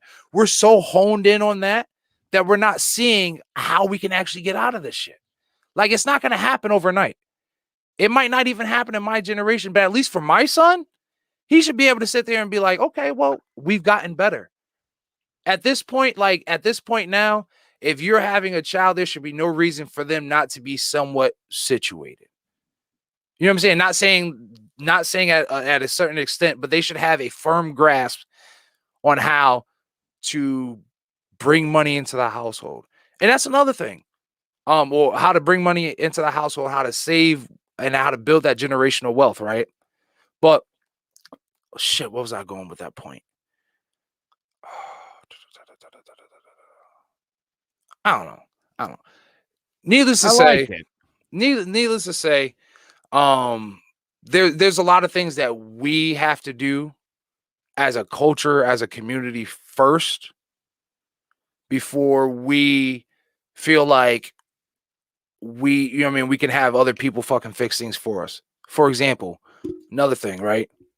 Just recently in Harlem, black woman went to a liquor store. She went to go get some wine. She was coming home from work, goes into Harlem, gets her wine and something else. And apparently 2 black guys decided they wanted to, try and holler at her, whatever. And they was like, oh, let me pay for, let me pay for your wine and whatever else. She denied twice, right? And what did they do? They beat the shit out of her and bit her and abused this black woman because she said, no, thank you. I'm fine. But their black male ego led them to go ahead and assault and beat the hell out of this woman in their own community because they got shot down because she said, no, I'm fine. Please. I'm okay. So now you have these 2 idiots running around in Harlem, and thank God that some activist group decided to actually stand up and, try and make things right. But them dudes is gone. And I'm pretty sure that she wasn't their first victim. Right. You have people. That's an aberration. That's not reflective of what happens on a consistent basis. Well, no, but then we look at it right now. Right. We look in Chicago. We look in Chicago. There's been nothing but a bunch of string of fucking kids, young black kids doing armed robberies, armed car thefts. But guess what? They know who these kids are. When these kids get to shooting and all this other shit, they know who these kids are. Where are the people that are sitting there holding these people accountable, holding these kids accountable, holding the community accountable, sitting there saying, nah, we're not letting this shit happen. Like, I'm sorry. Like, I'm sorry. If you are a hindrance to our fucking community, then you need to be fucking gone. No more can we sit here and just cop this shit out. And I know it sounds like I'm being harsh, but it's a fucking reality. I'm sorry. Who are we as a community not to check our own fucking community? I remember when I was growing up, right? If I did something wrong and somebody saw me that knew my parents, oh, I would hear from them, and I knew better than to disrespect them. Because guess what? I would get it from them, and then I would definitely get it from my fucking parents. Gone are those days. Why? Because we're all too scared to fucking correct our own children. We're all too scared to, you know what I mean? Like, we don't even believe in ourselves. How if we're not respecting ourselves, and when I say this, it's definitely a super generalized statement, but I feel like a lot of the times in the Black community, we can't even respect ourselves. So how can we expect anybody else to respect us? It's fucking tough. We have a lot of trauma. We have a lot of oppression to get rid of and to get over and overcome. But we can't start making ground if we don't start holding ourselves accountable. Once again, these are my beliefs. These are just my thoughts. But hey, hopefully we can see a lot of things change. Hopefully now, like, this opens our eyes in the Black community for us to actually work together. I still feel like all these people that say that people can't be Black people can't be pro-Black if they date outside their race and all this other shit. I call that bullshit, because there's a lot of pro-Black, Black-on-Black relationships, and they don't even support Black people. There's a lot of them out there. That's another firm reason why I say just because you're my fucking color does not make you my fucking brother. I'm sorry. I'm on the side of humanity. I love being Black. I love my heritage. I love who I am. I love what Black people have become. But until we start claiming our shit for our shit, good, bad, right, wrong, and different, we will continuously stay at the same position we are. So, anything else on this? Yeah, unfortunately, after Martin Luther King died, what you saw was a push, and I hate to pin this on anybody, but mostly by white liberals, to push Black people in the direction of pastors. And it's the reason why, obviously, Jesse Jackson and Al Sharpton are among two of the more well-known charlatans leading the Black community. And it's unfortunate. But for white liberals, I think at the time, in the 60s, I know some of the mindsets changed, but they felt sort of safer, if you guys were all at church. And religion. Absolutely. Get you all tied into that horse shit. The fact of the matter is, so bad. My whole thing has always been, I don't give a shit who I'm related to. I don't give a shit who I look like. I focus on people. I like you said, I mean, I'm a humanist. I love people. And, I've never really thought much about being white. It wasn't even until I found out how cool it was that it really dawned on me, like, oh, I guess there was some shit to this. I never really thought about it like that. There's some privilege to this. Yeah, fucking, you know the stories. I mean, I cashed out white privilege in like nobody's business. But again, I think we got to get away from that shit. You got to surround yourself with good quality people. You want to surround yourself with people who, when I say think like you, I don't mean like politically, but I mean people who are motivated like you. People who are, if you're artistic, you should be hanging out with other artists. If you're Black, should you only hang out with Black artists? That's ignorant. Where do you get perspective from? I lived in Portland, Maine for 4 years, Rob, had 2 little girls, and I wanted to move back to Connecticut because I found it stunningly non-diverse being in a place like that. And I thought, I don't want my daughters to grow up in a world like that. That's weird. I don't want them to see black people and think it's weird, because people in Maine, when they see black people, they think it's weird. I get looked at like crazy when we go up there. That's what happens. I think I told you, I lived up there. Now, mind you, I'm from a very diverse town in Connecticut, Meriden. Never thought twice about it. I mean, from the time I was a kid, 6, 7 years old, playing Little League, again, a very diverse town. It looked like what I saw on TV watching baseball. There's black guys, there's white guys, there's Hispanic guys, there might be an Asian. It took them a while to catch up to the baseball, but what are you gonna do? You see those things, and then it doesn't dawn on you. And I was in Maine for a few months when I saw my first black dude. I hadn't seen a black guy in months. You were excited. I left Connecticut. No, Rob, I didn't know this. I had no idea that at this radio station I worked at, there was like 6 stations in this one building. Mm-hmm. There was a guy's name was Ronald White. I thought he would. I had never met the guy. Assumed he worked on an oldie station. Mm-hmm. Ronald White's a white guy. And so one night I'm out front having a little smoke break. It's like 8:30 at night. Yeah. And around the corner, this black guy comes walking right towards me. And I'm thinking, all right, a familiar face. No sweat. Comes right at me, and he goes, "Can you let me in the building?" Oh, geez. What'd you and say? I said, What'd you say, Joe? "We're closed. Only employees are allowed in the building." Oh, God. And he looked at me, and I mean, when I tell you, Rob, this guy had, as soon as he opened his mouth, and I listened, and it wasn't just, "Hey, you let me in the building," and I was like, "Oh, we're closed, only employees." He looked at me, and he was like, and I mean, in like the most beautiful voice I've ever heard, he was like, "I do work here," and I was like, "Oh, fuck, dude, that's casual racism." It's been months. I went like 3 months without seeing a black person, and immediately I assumed, well, you're not supposed to be here. 3 months. That's all it took. That was all it took for me to put my mind there. I feel horrible about that. But I mean, again, I hate when people, I don't see race. I see it. I just don't care.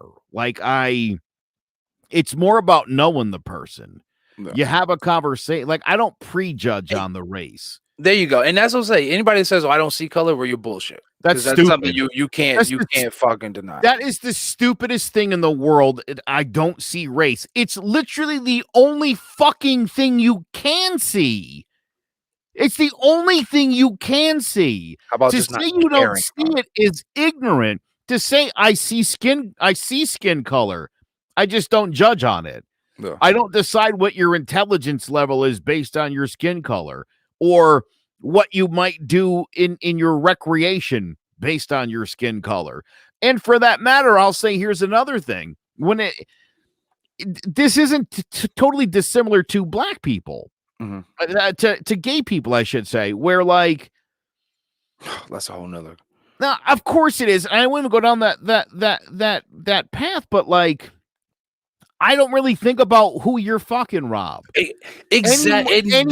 Any more than I would think about my gay friend. Like, so what do we have, I think I told you, Jess's best friend from college, and his partner, they just got married in October, by the way. So congratulations to them. They've been together for 12 years. They've been together longer than Jess and I have. Awesome. Okay. Great relationship. They live in Chicago. Every year, for whatever reason, these super cool gay guys fly out to Connecticut, and they spend 5 days at my house, and we party our faces off. It's called Cloverfest. There you go. Yeah. You see what we did there? There you go. They stay here, and my wife and I, we've all had conversations just about it in general, and I'm like, I know what it was. So they stay in my daughter's room. Okay. And she goes and crashes with the other kids. And one year she said, do you think that they have sex when they're here? And so that's what spurred the conversation. And I was like, we've had other couples spend a weekend here. Yeah. I said, I'll be honest, I don't think about them fucking any more than I do when the guys are here. Yeah. I hope nobody's fucking in my house. But if they are, I mean, I'm going to wash the sheets, whether it's the dudes or a hetero couple. Yeah. Like, I'm still washing that shit. You could still eat off of my plates and forks. And, like, you know what I mean? Everything's fine. Like, Everything's that's the kind of nonsensical, stupid shit where, like, dude, if you're really thinking that much about those guys fucking, you have a problem. I think there's a bigger fucking I was problem. about to say there's a bigger issue. Fucking, isn't there? Bigger so that's issue. my whole thing, right? Like, I know a lot of gay people. I don't think about them fucking each other at all, ever. If that's what's on your mind when you're talking to gay people, you should probably a deeper issue. There's definitely some issues there. But again, if you're gay, should you only spend time with gay people? That's stupid. Spend time with the people that accept you for who you are. And outside of that, fuck them. People who love you, people who treat you right, no matter what color they are, whatever their orientation, their nationality, or their religion is, if they have a religion and they're not stupid. I'm just joking a little bit. But it is what it is. That's how it should be. Should be. The question is, how do we get there? And how do we get there when, and I think this is tough for you guys, the blacks. I'm just joking when I say it like that. I don't know, Joe. You've got to have more people saying the shit that you're saying here tonight with me. And that's the accountability point. And not to say everything I'm saying is 100% right. This is just my opinion. It should be less like our people. It should be less that, and it should be more. We're just trying to.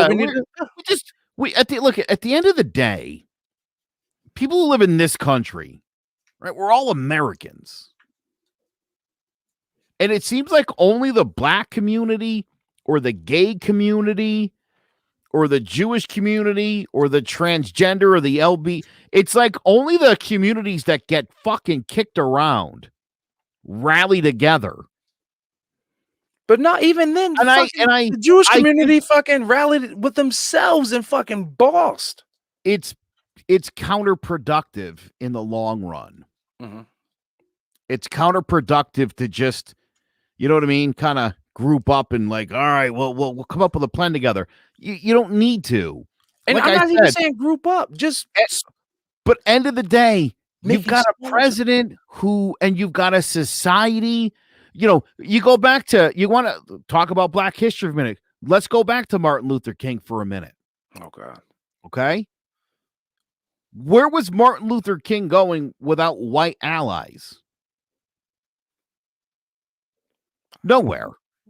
The message wouldn't have gotten off the ground, Rob. And if it would have, then why wouldn't have happened in 1865? Right? It took 100 years from there before a preacher. And that's the thing. Why does it take somebody white to fucking? Well, you know why. That's the power structure. That's the power structure in this country. And that's what I'm saying. Like, once we stop getting away from feeling like we need the white person or even Joe Biden to fucking fix some shit for us, we're gonna be sitting here for a fucking ever. We're gonna be sitting here forever. Not saying that. Not saying you need the white person. You don't need anybody. Okay, but that's what it's feeling like. Everybody's trying to. One of the things we need these guys to fix some shit. One of the things Martin Luther King said, it's inhumane to tell a black person who you've been kicking around for a couple 100 years to pull yourself up by the bootstraps. Yeah. He said, that's not to say we shouldn't pull ourselves up by the bootstraps. But if you're the person who's got your fucking foot on my neck, don't tell me. You're like, get up and fucking pull your bullshit. So you don't need white people, Rob. My point is it's easier when white people get behind the message. Martin Luther King had a much easier time of it when he was able to get to. It was a lot harder. It got better. It got better. It was those white allies that walked with him. True. And I'm not I'm not taking nothing away from them. I'm not taking nothing away. I'm not saying they should get the credit for it. That's not why anybody did it. I'm just saying that was their stepping stone. They still, even though it was the white people that had to push it through, it would have never happened. You needed that white support, or it would have been like a revolution, and it would have got shot the fuck down. So you needed white people to get on board. But this is what I'm saying. You have it again. It should have happened in 1968, and it didn't. Maybe because he got shot. Maybe because Robert Kennedy got shot. Maybe there was just too much shit going on at the time. But here we are now. After all the shit from last summer, after all the shit of the last 30 years, the war on drugs, the fucking war on crime, and all that other horse shit, just fucking putting black people in jail. You have now got the attention of the entire country and of a president of the United States and a vice president, by the way, who identifies very much with you guys. That's good news. My point is, this could be the beginning of the movement where we get over all this shit and we start to move on. We're talking about systemic racism, Rob. Everybody talks about it now. Even Republicans acknowledge that it's a fucking real thing. You know how long that took? Like 200 years. So we're making slow and steady progress. It sucks if you're on the other side and you're the oppressed. But you know what? And you make a good point. And it goes, I guess I got to take it back to, now that we have some kind of door opening, what are we doing to now push that fucking door open, right? Yes. What are we doing to push that door open, right? So if we have that little crack and there's something, like, we can't expect, and I guess that's what I mean, we can't expect them or, the politicians or these groups to just take us everywhere, right? We have to do something for ourselves now, right? So if that means in order for us to build our fucking financial dollar up, to build that generational wealth, not saying we have to just stick to the black man or stick to the black dollar, but put our fucking dollar back into the black community, put our dollar back into something, invest into ourselves, and not just monetary, right? I don't know how many times, like, yes, it's great that we lead fucking sports. It's great. It's good. It's awesome. It's cool. But once again, how many fucking Asian parents have you seen cheering their fucking Asian son up there? How many fucking other fucking ethnicities do you see yourself, priding themselves up just sports alone? There's so many other fucking things to do. There's so many other things that we can support and build ourselves upon, instead of just waiting for a door to fucking open or a piece of legislation to get passed or somebody to support. Because honestly, Joe, it kind of sounds like the same sentiment what you had just said just previously, about now we got Biden, now we got Harris. That was the same kind of sentiment that was pushed in fucking 2007, 2008. Oh, we got a fucking black president now. Now things are going to fucking change. No, things are not going to fucking change. No, it's they not going are. to change unless we make that change. But how do you make that change? It comes from with us. It comes from with us. We have to hold ourselves accountable. We have to invest in ourselves. We have to, we have to hold ourselves accountable. We have to put people in legislation that we know are going to be for us. Not just saying Biden, but all these other fucking senators and all these other fucking people, your local leadership, all that shit. Not saying put them in office just because they're fucking black. I don't give a fuck what color they are. If they are for you, if they are supporting you, if they are in your community, being pro-black, for black, pro-black, professionally, like, put them in fucking office. I don't care what color they look like. And then outside of that, take care of yours. It starts from the simple shit. It starts from the simple shit of, hey, young man, why y'all, like, don't do that. Why is that necessary? If you see two young men fucking arguing and fighting, not saying you got to play fucking Captain Save-A-Hole, but Hey man, y'all know this shit's fucking uncalled for. What y'all doing that for? Being honest and being sitting there saying, yo, you making a lot of motherfuckers uncomfortable. Why do y'all have to act like this? If you see two young people fucking duking it out over a shorty, like, what the fuck are y'all doing that for? There's plenty of fucking women in this fucking world. Y'all fighting and ready to kill each other over a fucking girl. You know what I'm saying? It's simple. So many other things that like I can't really expect you to understand because you're not in the. White people do stupid shit too. True. I'm speaking solely of the black community, of the shit that I see that I feel that we can hold ourselves accountable for, right? Because those are certain things that like we're good. Like we have to. Like we have to. Like, sorry, young man. You made fucking 20K on a fucking GameStop trade. I shouldn't be hyping you up to go fucking, oh, go get that drip, go get your chain. No. Start having real conversations with motherfuckers. That's what it is. We're too scared to be real with ourselves. So I I say remember these. Go ahead. in 1986, my mom bought me a pair of sneakers from a Finest grocery store. Mm-hmm. Remember Finest? Yep.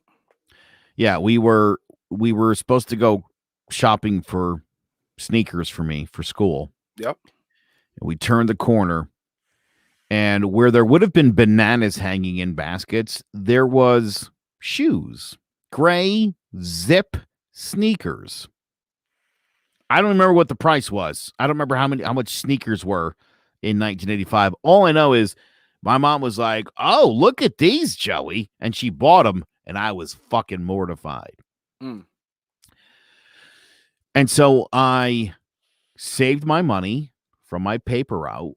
And the first chance I got, since I played on the basketball team, went out and bought myself a pair of Air Jordans. Mm-hmm. The reason I did that was because every fucking body else on my basketball team had a pair of Jordans. Mm-hmm. And so, again, the idea of like, you know, you talk about this a lot, and I don't disagree with you at all. You know, people fucking wasting their money on Gucci and shit. You don't need anything from Gucci in your whole fucking lifetime. Seriously. You unless you live in Hollywood, you do not need to own anything from Gucci. If you purchase something from Gucci, you're a fucking dummy. Okay? Nobody gives a fuck in Connecticut. Facts. And in 48 other states, if you got fucking Gucci or not. Nobody gives a shit. I'm glad you just said something. It's a poor investment. Rob, you've been to my house. It's a nice place. You know what? You know what I am? I'm house poor. You know what that means? I have a fucking giant house, fucking pool, the whole fucking nine. Really can't afford to leave my house. But that's your home, that's your dwelling, that's an investment, right? That's my 1,000,000%. Matter of fact, the first year, I actually had it. I refinanced my mortgage 2 years ago. Mm-hmm. And my appraisal came in at $68,000 above what I paid for it. See? Just a few years earlier. I'd rather be house poor than to absolutely be dirt being poor. House and when poor I say that, okay. And here we go, right? So prime example, new exclusive sneaker store opens up in West Farms Mall, right? Anybody that's unfamiliar with West Farms Mall, that is the finesse. There we go, classic. That you talking to a CT legend right there. That's a CT legend. What was this? Oh, so prime example. New store in West Farms Mall. Anybody unfamiliar with Connecticut? West Farms is probably one of the higher luxury malls in Connecticut, right? Sneaker store, exclusive sneaker store opens up. This weekend, right? I go through the line. It's crazy. So I see all these young people in line, and I notice something, right? This is a place where you can, buy, sell. I think might be able to do like consignment sneakers and shit like that. So I'm looking at these kids in line, primarily a lot of white kids, right? And then in a lot of these hands of these white kids, what do I see? Mad sneakers. They're standing in line to go into the store. This line is long as hell. It's longer than the Apple line. I'll tell you that right now, right? Longer than the Apple line. And out of all the white kids and black kids that I saw, most of the white kids, guess what they were doing, Joe? They were selling sneakers back to the business. Interesting. I stood there for 5 minutes just kind of seeing, because this was a new store. I heard some things about it. I appreciate shoes now. I definitely used to be dumb, wasting my money on fucking Jordans every fucking Friday and Saturday. So I'm just trying to see what what the culture's like, and see what this new store's like. I noticed at least a handful of black kids coming out with bags and shoes in their hand. Now, I just told you, majority of the white kids that were there, they had pairs of sneakers that they were selling, and we were buying. Now, when you say, your mom, you saved up for your sneakers and stuff like that, that's awesome. You being a white or of a Caucasian male of Italian descent and all that, like, you have that luxury because you are above a curve, right? So you can save up for your money and and you're good, right? And you still have some money, right? Because your family is above, you're good. If I, as a young black man, if I save up my $95 and spend it on fucking Jordans, I'm still setting myself back.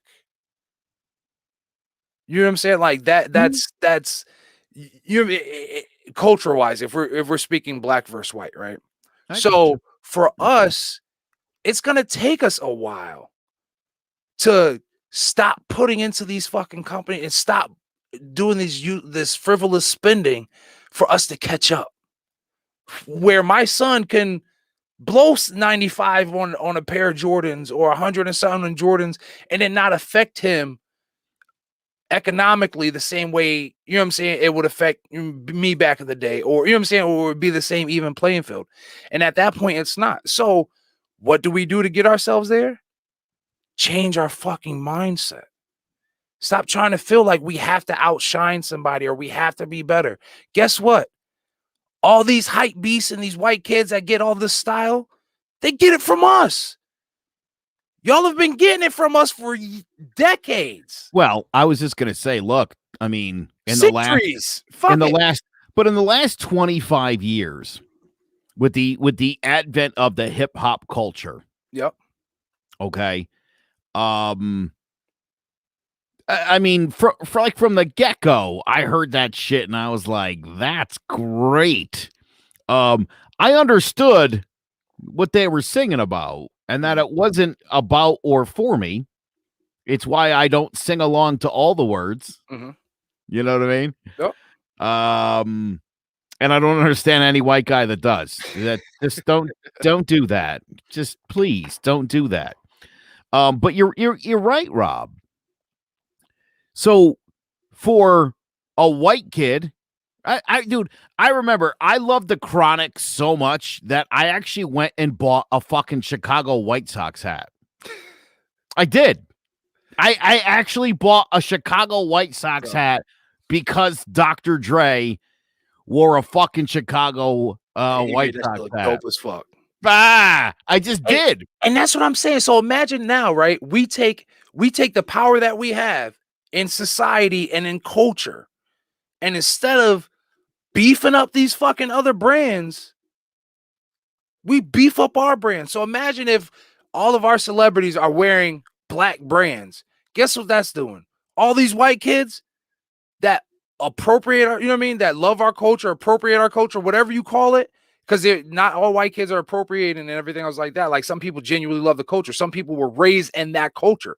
There are, and don't get it misconstrued, there are people of other races that grow up in the fucking hood, and I'm sorry, from 0 to fucking 18, that's their ethnicity because that's what they grew up on. That's what they know. Fuck their color, right? Not saying that it gives them a pass to use certain words, but that's what, prime example, one of my guys that I'm still cool with forever that I served with, Mac, white dude from Ohio. He grew up his whole life in the fucking slums. And you can tell, you know what I'm saying? So when Mac comes out in a jersey in 2009 in a fucking low fitted hat, I understand because Mac spit in every fucking bar. You know what I'm saying? Mac grew up in that culture. So imagine now if, since we're leading that fucking culture, those are the brands that are getting fucking promoted. Look, Fubu, Sean John, Maurice Malone, Rockaware, right? We are learning. But then that's another thing. But then you get into the full fashion industry side of it. Thank God Rihanna just pretty much is establishing her own fashion house with Fenty Savage, and signed with LVMH. That's the first outside, and you can't even say Dapper Dan. When you bring up Dapper Dan, they just now recently acknowledged him as a Gucci designer. So when you get into that whole structure and that racism and that kind of thing, it's different, right? It's different. How many black, all black, high-end luxury brands houses do we have? None. But we still keep putting money into these houses and these brands, into these names that aren't us. So if we have that kind of effect on culture, society, hell, we already know who buys the most rap music. White kids. They buy rap music. So if we have that effect on culture, why not bring that effect to us economically instead of giving it away to everybody else? That's how we come back. That's how we hold ourselves accountable. That's how we bring other cultures to respect us for who we are and not just giving our shit away. But not going to keep bringing everybody's head down. I didn't even realize we were 3:15 into this thing. It's a new record. Fucking record. Look at all this content you guys get. Fubu, For Us, By Us, I think is one of the coolest. I mean, their stuff is ugly and I would never buy it. But that's great. But that's what's supposed to happen because I'm a white guy. But you know what's crazy? Fubu, For Us, By Us, black-owned brand. It got ousted because we thought the shit was corny. Let's be real. If you came up in the late 90s, early 2000s, and you came into school with some Fubu, they was clowning the fuck out of you because we didn't respect our own shit. Sean John died down a little bit. Everybody started clowning. Oh, Sean Johns and Marshalls and all that. You wearing Sean John. Fucking Rockaware. You put on some Rockaware, like it's clown. But these are fucking black brands. Yeah, but we respect Nikes and Gucci's and Louis and all that other shit. Not for nothing, but Kathy Lee Gifford sold her shit at Walmart. I mean, that's what that shit's supposed to be. It's supposed to be. Shit, Shaq had his own line at Walmart, and we knocked that shit. Right. And I will be honest, I bought a pair of fucking Shaq shoes, and they were comfortable as shit. Well, I was just going to say, Rob, right? I mean, Shaq could have also sold you a fucking shoe for like $350. But he chose to fucking... There you go. You need more Shaquille O'Neals. You need more people of that mindset who are like, you know what? Why am I going to make these black kids go out and fucking buy a $300 shoe? I'll make a nice one for fucking $20. Why can't they dress nice and have nice stuff and it doesn't cost them a fucking arm and a leg? Because look, at the end of the day, you know, does Rockaware need any more money? Let's be honest. But really? Yeah, they do. Compared to all these other brands, they fucking need it. They do. A lot. Selling to the demographic it's selling to, do you want to charge more money or do you want to charge less money? But that's the thing. You don't have to charge that much. We set the trends. We are the trendsetters. It's been proven time and time again. Yeah, but see, you also have to. You can't, as soon as white people like something, you guys can't drop it like hotcakes. But I agree. It's a bad business strategy. I agree. I totally agree. Ride that shit and make that shit hot and keep it going. But then I can go on and on about this shit. I can go on about how I've reached out to black people to help out what I'll piss you off shortly. Yo, what you paying? Well, I'm not paying anything right now. It's a building platform. Nah, bro, I ain't doing it unless I get paid. Meanwhile, I got 3 white kids ready to fucking do whatever they want. They want the experience. You know what I'm saying? Like it's. We talked about this earlier. I had black people come to me saying that they wanted me to work with them. Well, work with them, but really work for them. And they weren't trying to give me shit. They weren't trying to give me creative rights. They weren't trying to pay me. They weren't trying to give me nothing. But here we are on Clovercrest Media, a white man that gave me a shot. That sat there and said, you know what I'm saying? Like, I want you for who you are. I want you for your content. I want you for your creativity. I want you because you have a voice. You have something positive to contribute to everybody. Little to no return. So yes, I'm going to be loyal to the person that fucks with me the most, that respects me the most. Now, while I always give somebody an opportunity of color, yes, but you would have to want it just as much I want to make myself successful. Just like anybody else, right? I think that's another thing, and we can get into that a whole nother time. I think we've gotten so reliant on handouts that we're scared to kind of like go out on ourselves, but we'll save that for another time. I've already held us here way too late. If there's one other thing I'd like to see come of this, it would be that the most outspoken people on Clubhouse are some of the fucking dumbest. That's not getting anybody anywhere And that goes fast. everywhere with every Holy fucking culture. shit. That's I think that's a whole nother segment next week. Clubhouse. Yeah. Bullshit. Clubhouse and the bullshit. That's next week. Clubhouse and the bullshit on Clubhouse and the hit shit that I hear. Matter of fact, that's the last thing on this subject. I was not arguing. I was in a Clubhouse room speaking, and somebody said, "Name me one black." No black activist has ever married or dated outside their race. So, thanks to the beautiful knowledge that I got from my big mentor, I said, what about Dr. Cornel West?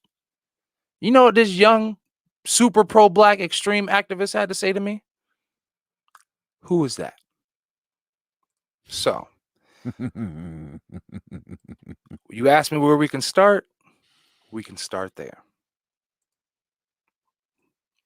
So, with that being said, yeah, if you guys liked what you guys heard, if you like the content, if you like the conversations, make sure you guys are following us on all platforms, Facebook, Instagram, YouTube, giving us likes, thumbs up, comments. Also, if you're listening to this or viewing this, I need everybody to do me a favor. Go ahead and go on, if you have iTunes or whatever podcast app that you have on your phone, even if you watch this live and you don't listen to it or whatever, if you are listening to it on audio, can you please go to like Apple or whatever, Spotify, and give us a rating. Go ahead, get us in the ratings and give us quick comment. That's going to help us out. That's going to boost us up there into the ranks, because we're definitely growing. I see our viewership is always going up. Our engagements are going up. So please make sure you guys are going out there, giving us, you guys are always in the comments on Facebook, giving us likes, thumbs up, subscribing on YouTube. Once again, give us ratings. You know what I mean? Even if you just got to go there, click the stars, give us some stars, give us, some actual feedback, or, hey, thumbs up, guys. That goes a long way. And if you really do like us, go ahead and give us a cash app. Tip us out something nice. Cash app, $, I'll piss you off shortly. Make sure you guys are going out, pissyouoffshortly.com, getting you guys some merch. Definitely get you guys some merch. I got some nice hoodies up there, some shirts, new merch coming out in about 2 weeks. So make sure you guys are out there, all shapes, colors, sizes. I'm sure you'll find something on the story that you like. There was something I sent you a couple pictures of. I thought it was pretty cool. I figured it would be cool to end out the show. I used to love board games growing up, like Candyland, Operation, and all that. So this came across my timeline. I thought it was pretty cool. Somebody got creative and turned your loving children's board games into like thriller / horror movie films and made a poster. So here we go with from the production of The Strangers, Whatever You Do, Don't Wake Daddy. I remember that game, and that was like a nice little zombie play. Here we go. Ooh, Uno. Pray for a reversal. Uno. That's awesome. Like that looks. Pray looks for a reversal. Ooh, oh, that's hilarious. The ultimate choice. Guess who? Oh, that's scary. What is that like? Grinding saws, and you pick the person? That's crazy. The ultimate person. Guess who? What else have we got here? Operation coming soon. That's pretty cool. That's scary. I will watch that one. I will watch all these so far. That game always bugged me out when Operation? I was a kid. Yeah, and that's exactly the fucking creepy, scary thought that was in my head. Oh, Candyland. I used to love Candyland. I think this would be. Oh, and it says it's filmed by Tim Burton. So Yeah, I noticed that. Up. Oh my god, I would love that. Tim Burton making Candyland. Fuck yeah, that's dope. Let's see. Do we have any others? Mousetrap. Hilarious. You know what? I love Mousetrap, but that shit took forever to set up. Like by the time you set that shit up, you're like, all right. On Sci-Fi, I can see that. Don't get caught. That's cool. That's funny. Shoots and ladders. Choose wisely. Your life depends on it. That's fucking interesting. From the director of Child's Play. See? Shoots and ladders coming soon. Hungry Hippos. Now that's a movie I would fucking love to watch. See, the Hungry Hippos. My thing is, like, when I look at this, they're on a wind boat, so that would lead me to believe they're like in a bayou or like somewhere south, and then to think that this monstrous hippo is like somewhere in the bayou of like Louisiana or like in the Everglades of Florida is fucking scary. That's I'm with the it. Best fucking plot line I've ever heard. I'm with it. Some hillbilly in the fucking bayou, all of a sudden a hippo comes out and he's really, really hungry. That's fucking hilarious. So I thought that was super fucking creative. I love seeing things like that, especially like when I see like the we've switched the NFL helmets to certain things. So it's cool. I like the creative design, but those movies I would probably watch all of those. Like they need to just release those on Netflix, especially Candyland with Tim Burton. I'm with it. That's hilarious. So, hey, make sure you guys are visiting clovercrestmedia.com/I'll piss you off shortly, and just clovercrestmedia.com and see all of the amazing, and hear, listen to, watch all of the amazing podcasts and shows that we have. 32 podcasts. 32 podcasts. Advertisers, businesses, small businesses, Black, white, Asian, Jamaican. I don't care what you are. If you have a small business, why are you not advertising on clovercrestmedia.com? That is 32 programs available to you. Over a million or 100, some crazy number of viewers, engagements a week. And this is a week. We have shows, we have weekly shows, monthly shows. So you have 32 opportunities at least. Well, 32 podcasts with another Exactly. 12 live shows. So actually, 44 opportunities to advertise, reasonable rates. And hey, me and I'll piss you off shortly. You go ahead, and if you're a real business and you want to go ahead and give me something, we'll work something out. I might not, you know what I'm saying? We are here to grow. So if you want to advertise with I'll Piss You Off Shortly, or if you want to advertise with clovercrestmedia.com or Clovercrest Media Group, you can do that. So make sure you guys check us out. Thank you guys. I appreciate everybody that's rocking with us. Quali, Ade, Vanna, Frank, all of the loyal members of I'll Piss You Off Shortly. Thank you, loyal listeners, all of our audio listeners, podcast listeners. Remember, you can find us on all platforms wherever you get your podcasts. So yeah, outside of that, it's been a great episode. Please take a number and we'll piss you off shortly. Have a good night. One day I will get it right one day. Hey, remember how many times you used to do the messages for for your voicemail? It goes something like this. What's going on, everyone? Thanks for locking into another episode of I'll Piss You Off Shortly. This is the podcast where we debate everyday issues, pushing your thought process beyond what's normal. The topics discussed here are meant to be intense, promote growth, and at times may have you feeling a little bit uncomfortable. Me too, a little bit.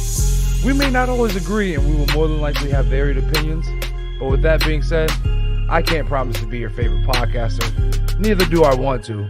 But I can promise to be transparent, fair, and open-minded. So please, if you think you've got the stamina, passion to debate, analyze, and challenge the normal, please take a number. I promise you, I'll piss you off shortly. Hey, mama.